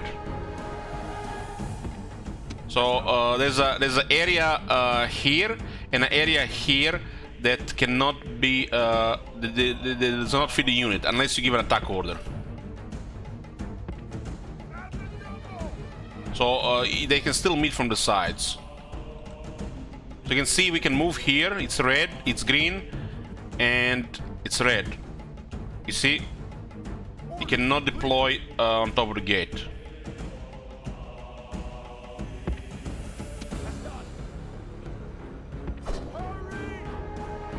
Building captured the gateway.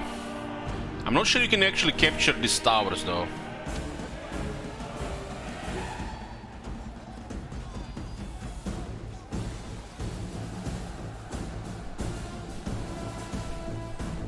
So they're not shooting from this side, but they still shoot from the other side.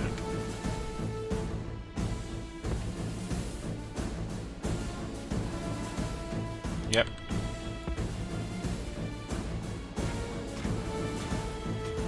That's like point. What the? So what is the range of this tower? Or can we estimate?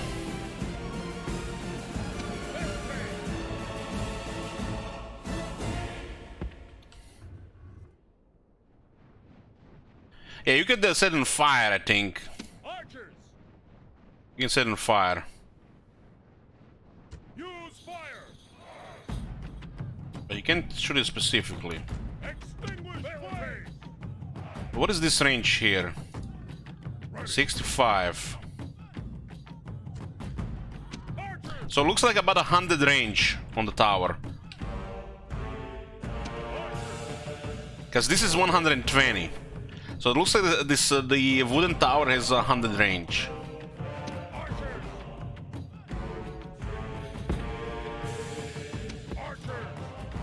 Oh, these towers are disgusting. Stay away from them. Go for the gate with the ram. Or this one here. Should be enough range.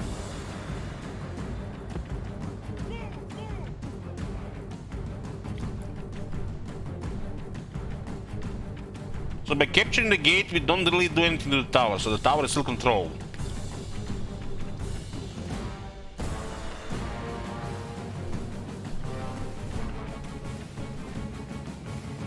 At least in Medieval 2, you have to be in between the towers to have them captured. A wooden wall had you had to be between the two towers for them to shoot. The arc of the tower, let's see.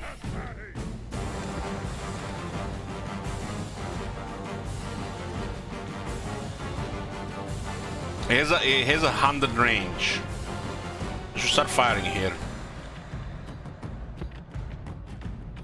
So it's a circle, but you don't see it. A mod could be created to actually give you this this display, so you don't have to guess it. Because this is a thing in the new Total Wars.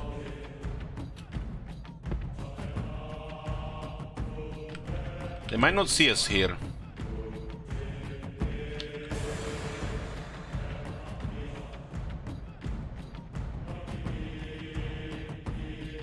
So it looks like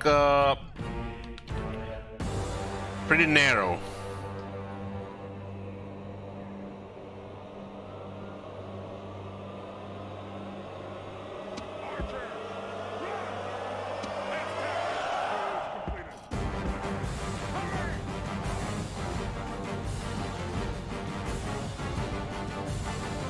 So you're pretty much fine attacking these parts of the wall, as long as you're just not in front of the tower.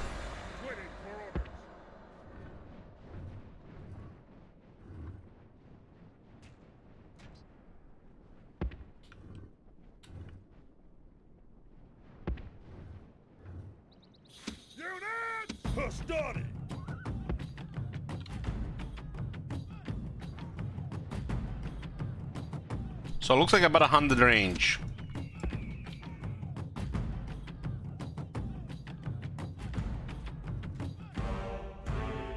Okay.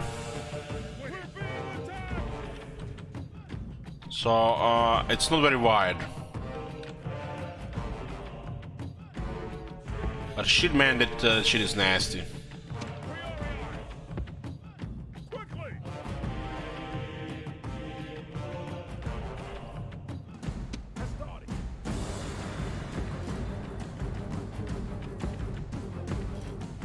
Doesn't matter how wide we... what is this, 5 horses there? Yeah, we can harass there with the archer. This archer can save us a lot of casualties in the early game.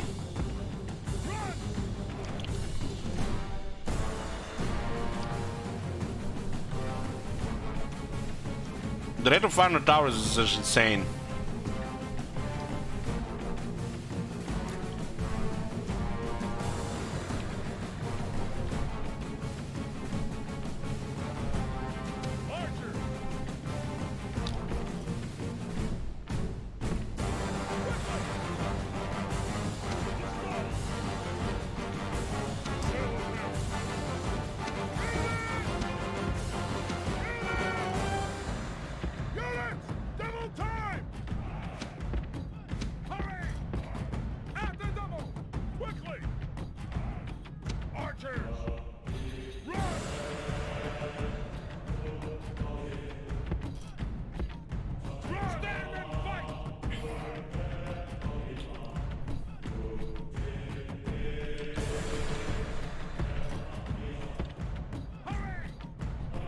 I expected much worse pet finding here. Some initial stuff I seen it looked really bad, but for a ultra scale this is fine. One thing you have to understand that there's a delay between the units when you give input, so you have to be careful on that.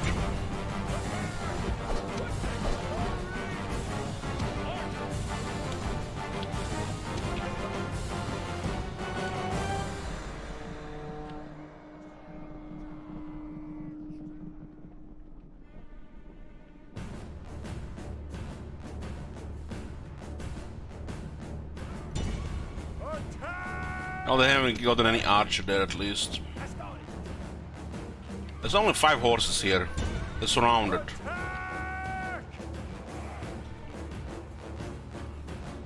So don't try to, you know, give them multiple orders. Just give orders and be patient. If I tried to give another order here, they would have caught him. Men know their doom approaches. It's just how the game is. Give the order and just wait. Don't try to give orders again. You're just gonna make it worse. This could be a difference if you're gonna have a frustrating experience or a okay experience.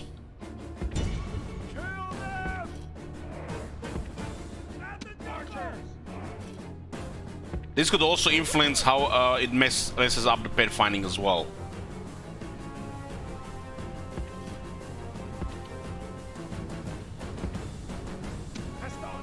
It does seem it's a little bit better than what I've seen from some people in early access. We haven't really played on this scale back in the day, so it's a little bit worse than on a lower scale, but this is acceptable. You don't really want to engage them on the center. If they have more on the center, you can just try to pull them out, so you can actually fight them normally. Because the moment they're out, it's over. It looks like we're gonna take some damage here. Destroy them! No, they changed their minds.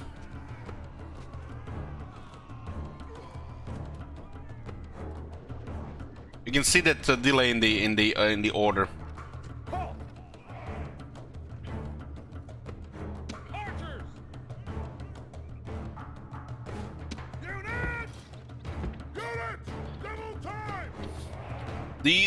The worst part about this game is the AI, but still, you know, some things, you know, that's gonna be enjoyable, like managing and just playing in this atmosphere. But if you're expecting like a challenge from the AI, you can expect a lot of numbers, you know, on the campaign, the usual difficult stuff. But in the battle, can't really expect that much. This game would benefit from like a head-to-head campaign. Because in a multiplayer experience, I remember it being enjoyable.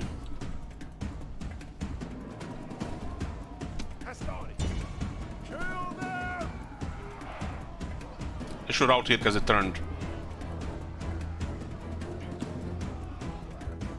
The enemy show their true Rome demands victory from her generals, and this day is clearly our victory. So we got 4 back here.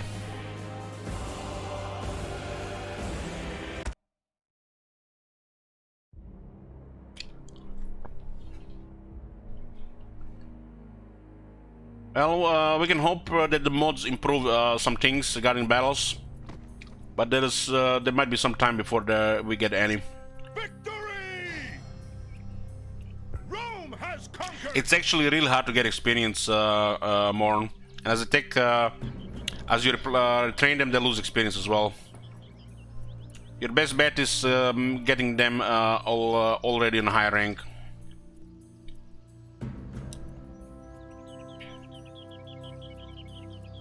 I think Enslave is our best bet.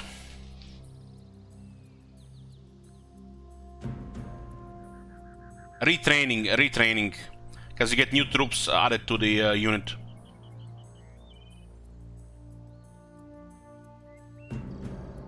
I think Enslave is the best option here.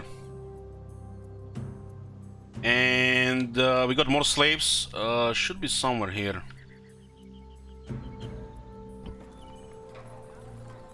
So what's the population of Retium now? Oh, we got over 400.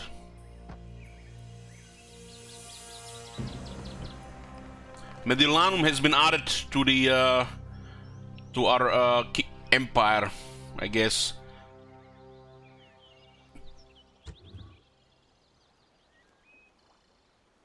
Is a weak trade route, so need to get buff.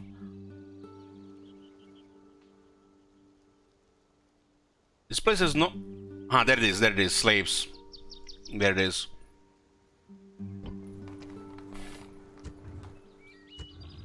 I think the campaign stuff is enjoyable enough in this atmosphere and music, you know, for you to, play the game. Even if the battles are, lacking, you just have to accept it for what it is. Imperator. An old game.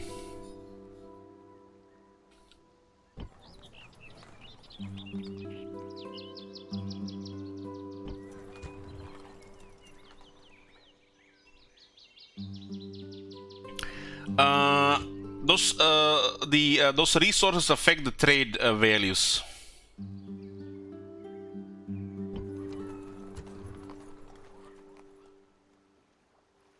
But I don't think the slaves are counted as a resource for trade.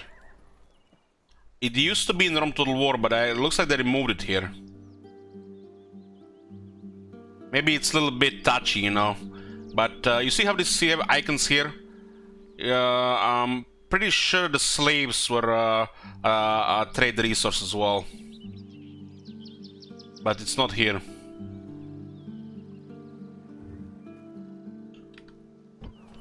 When you enslave them, you disperse the population around, and you create a slave resource for 20 turns, which also has benefits for growth.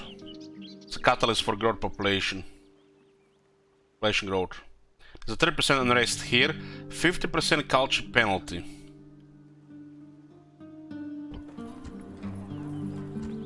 This unrest is going down in Segesta. Do we have any penalty to the distance?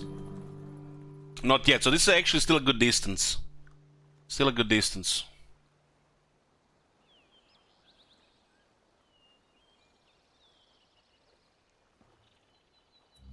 Okay, so there's a culture penalty here. The culture penalty, if I'm not mistaken, comes from the buildings. You see culture penalty, culture penalty, culture penalty. So what do we do about this? This is a thing that since we're not the same culture, it's a deterrent.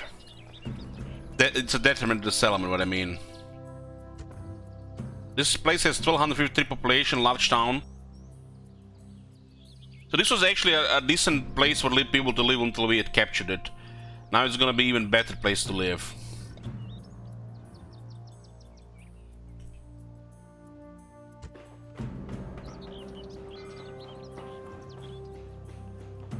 So we can upgrade the master field into the militia barracks.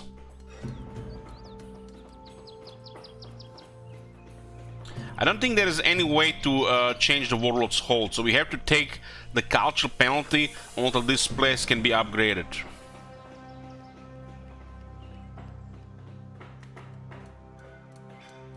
So this is not worth tearing down.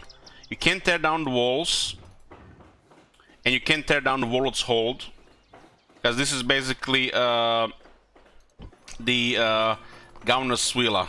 I don't think you had an option to convert until Rome 2. In Rome 2 you would be able to convert this to your own version.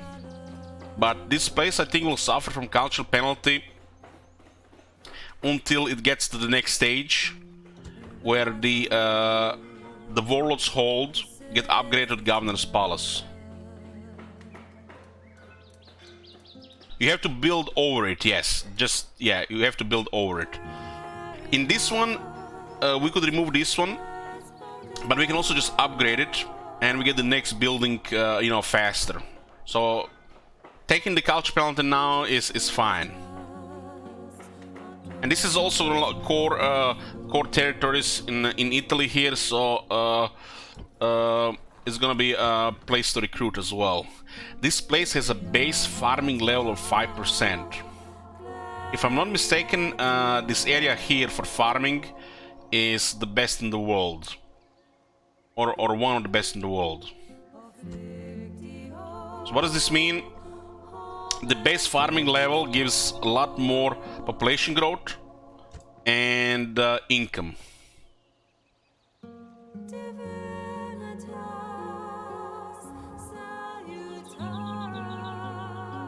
Still, we don't really want to bother with this right now. We don't care about the culture penalty. It will change over time. Public order is fine. We need the roads and we need a temple. This place has no penalties right now, so this is still good distance to the capital. This is distance, so this is still good distance to the capital without penalties. So the most important thing is to get roads and then a shrine. And this place is probably one of the best ones to recruit units. Because why? Like we said, look at this.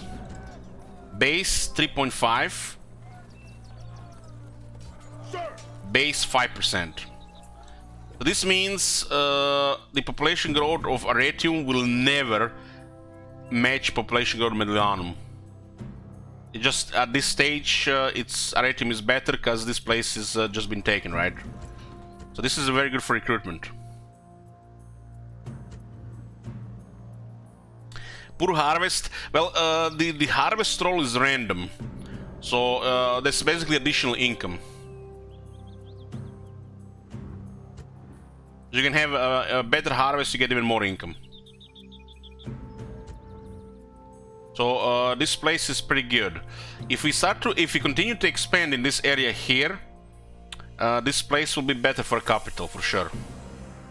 Because you want to have a central capital to minimize corruption and penalty to public order due to distance from the capital. But this distance is still fine here. But eventually, this is definitely the best city we could have right now, in long term. This city was always one of the better ones.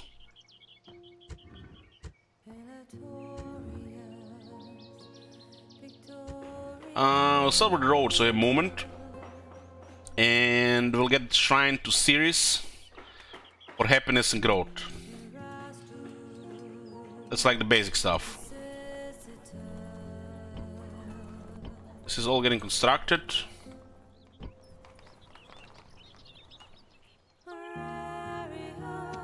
Okay.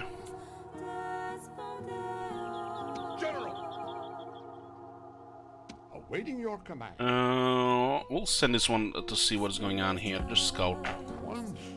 Is Segestica here? Ancient Croatia.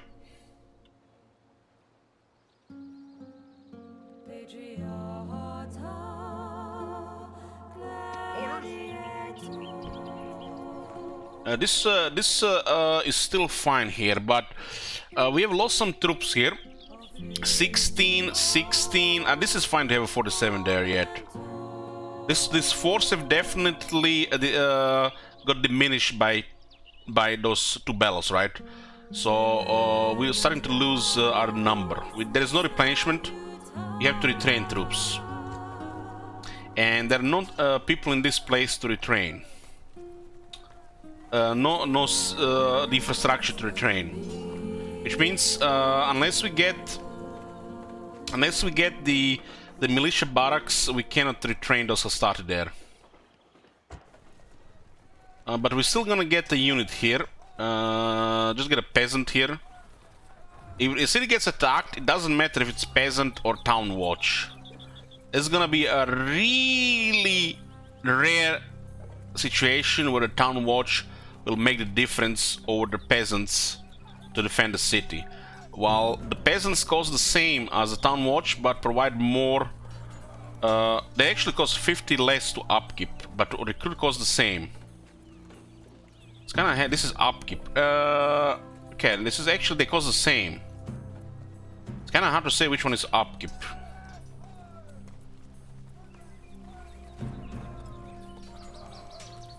So the number to the money to the around the number is the upkeep. So they cost the same. As a garrison unit, the peasants are better because you get 240. It's gonna be ever a situation, rarely a situation where town watch will be just what you need to defend the city. If you have like 6-7 town watch and enemy attacks you with like a couple of quality units, it might make the difference over 6 peasants. They have the same upkeep, but the peasants are better at maintaining public order. This is, I think, you know, it's kind of like rotten design.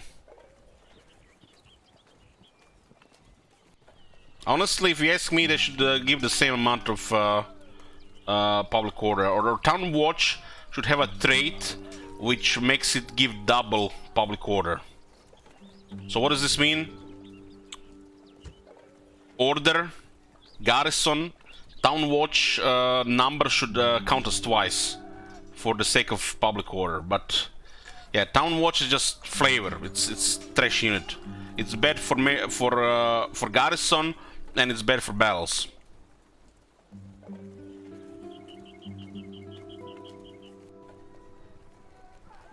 The peasants are also good because you have 240 population ready for population control. For dispersing in other settlements.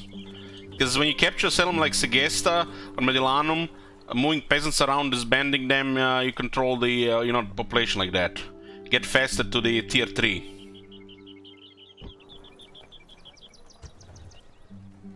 So for public order, we'll pick the peasants, and we're gonna use those peasants anyways to spread population around. What is it called? The term dispersing population. Town watch is just bad design, if you ask me. I think they should just have a special trait which makes their public order double when they're garrisoning the city. So town watch gives more public order than the peasants. But you know, it's just a thing, you know. You're basically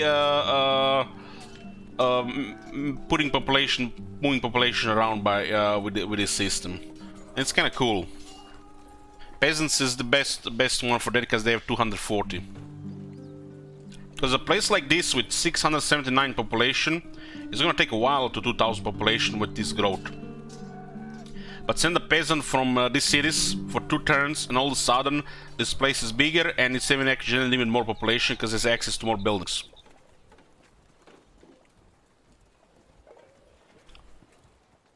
Orders?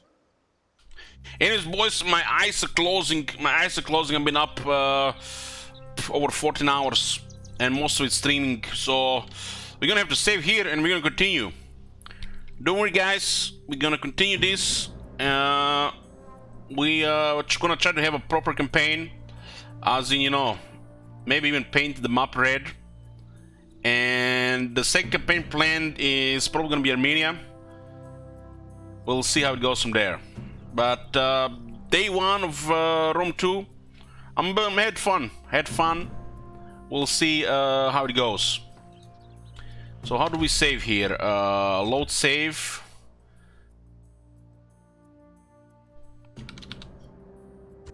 Save. Okay, first campaign. I'll see you guys tomorrow. The moment I come, we are playing this all day. And hopefully it continues to be, you know, fun, and we get to play another campaign.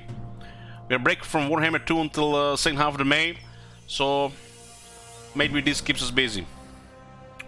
Thank you guys for watching, and see you tomorrow.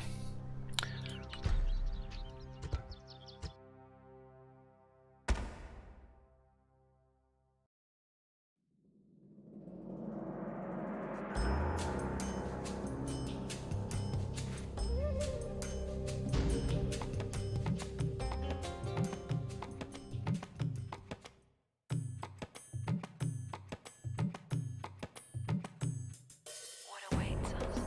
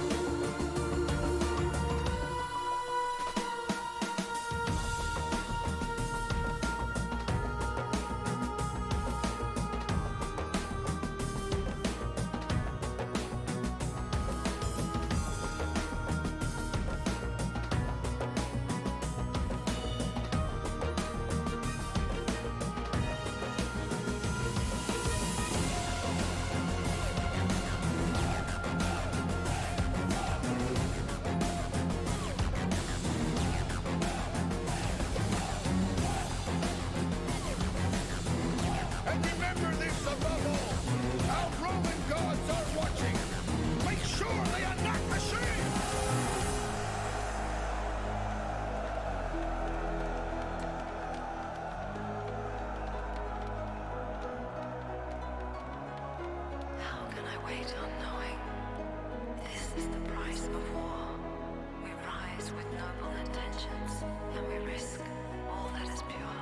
We are only as great as our hearts will allow.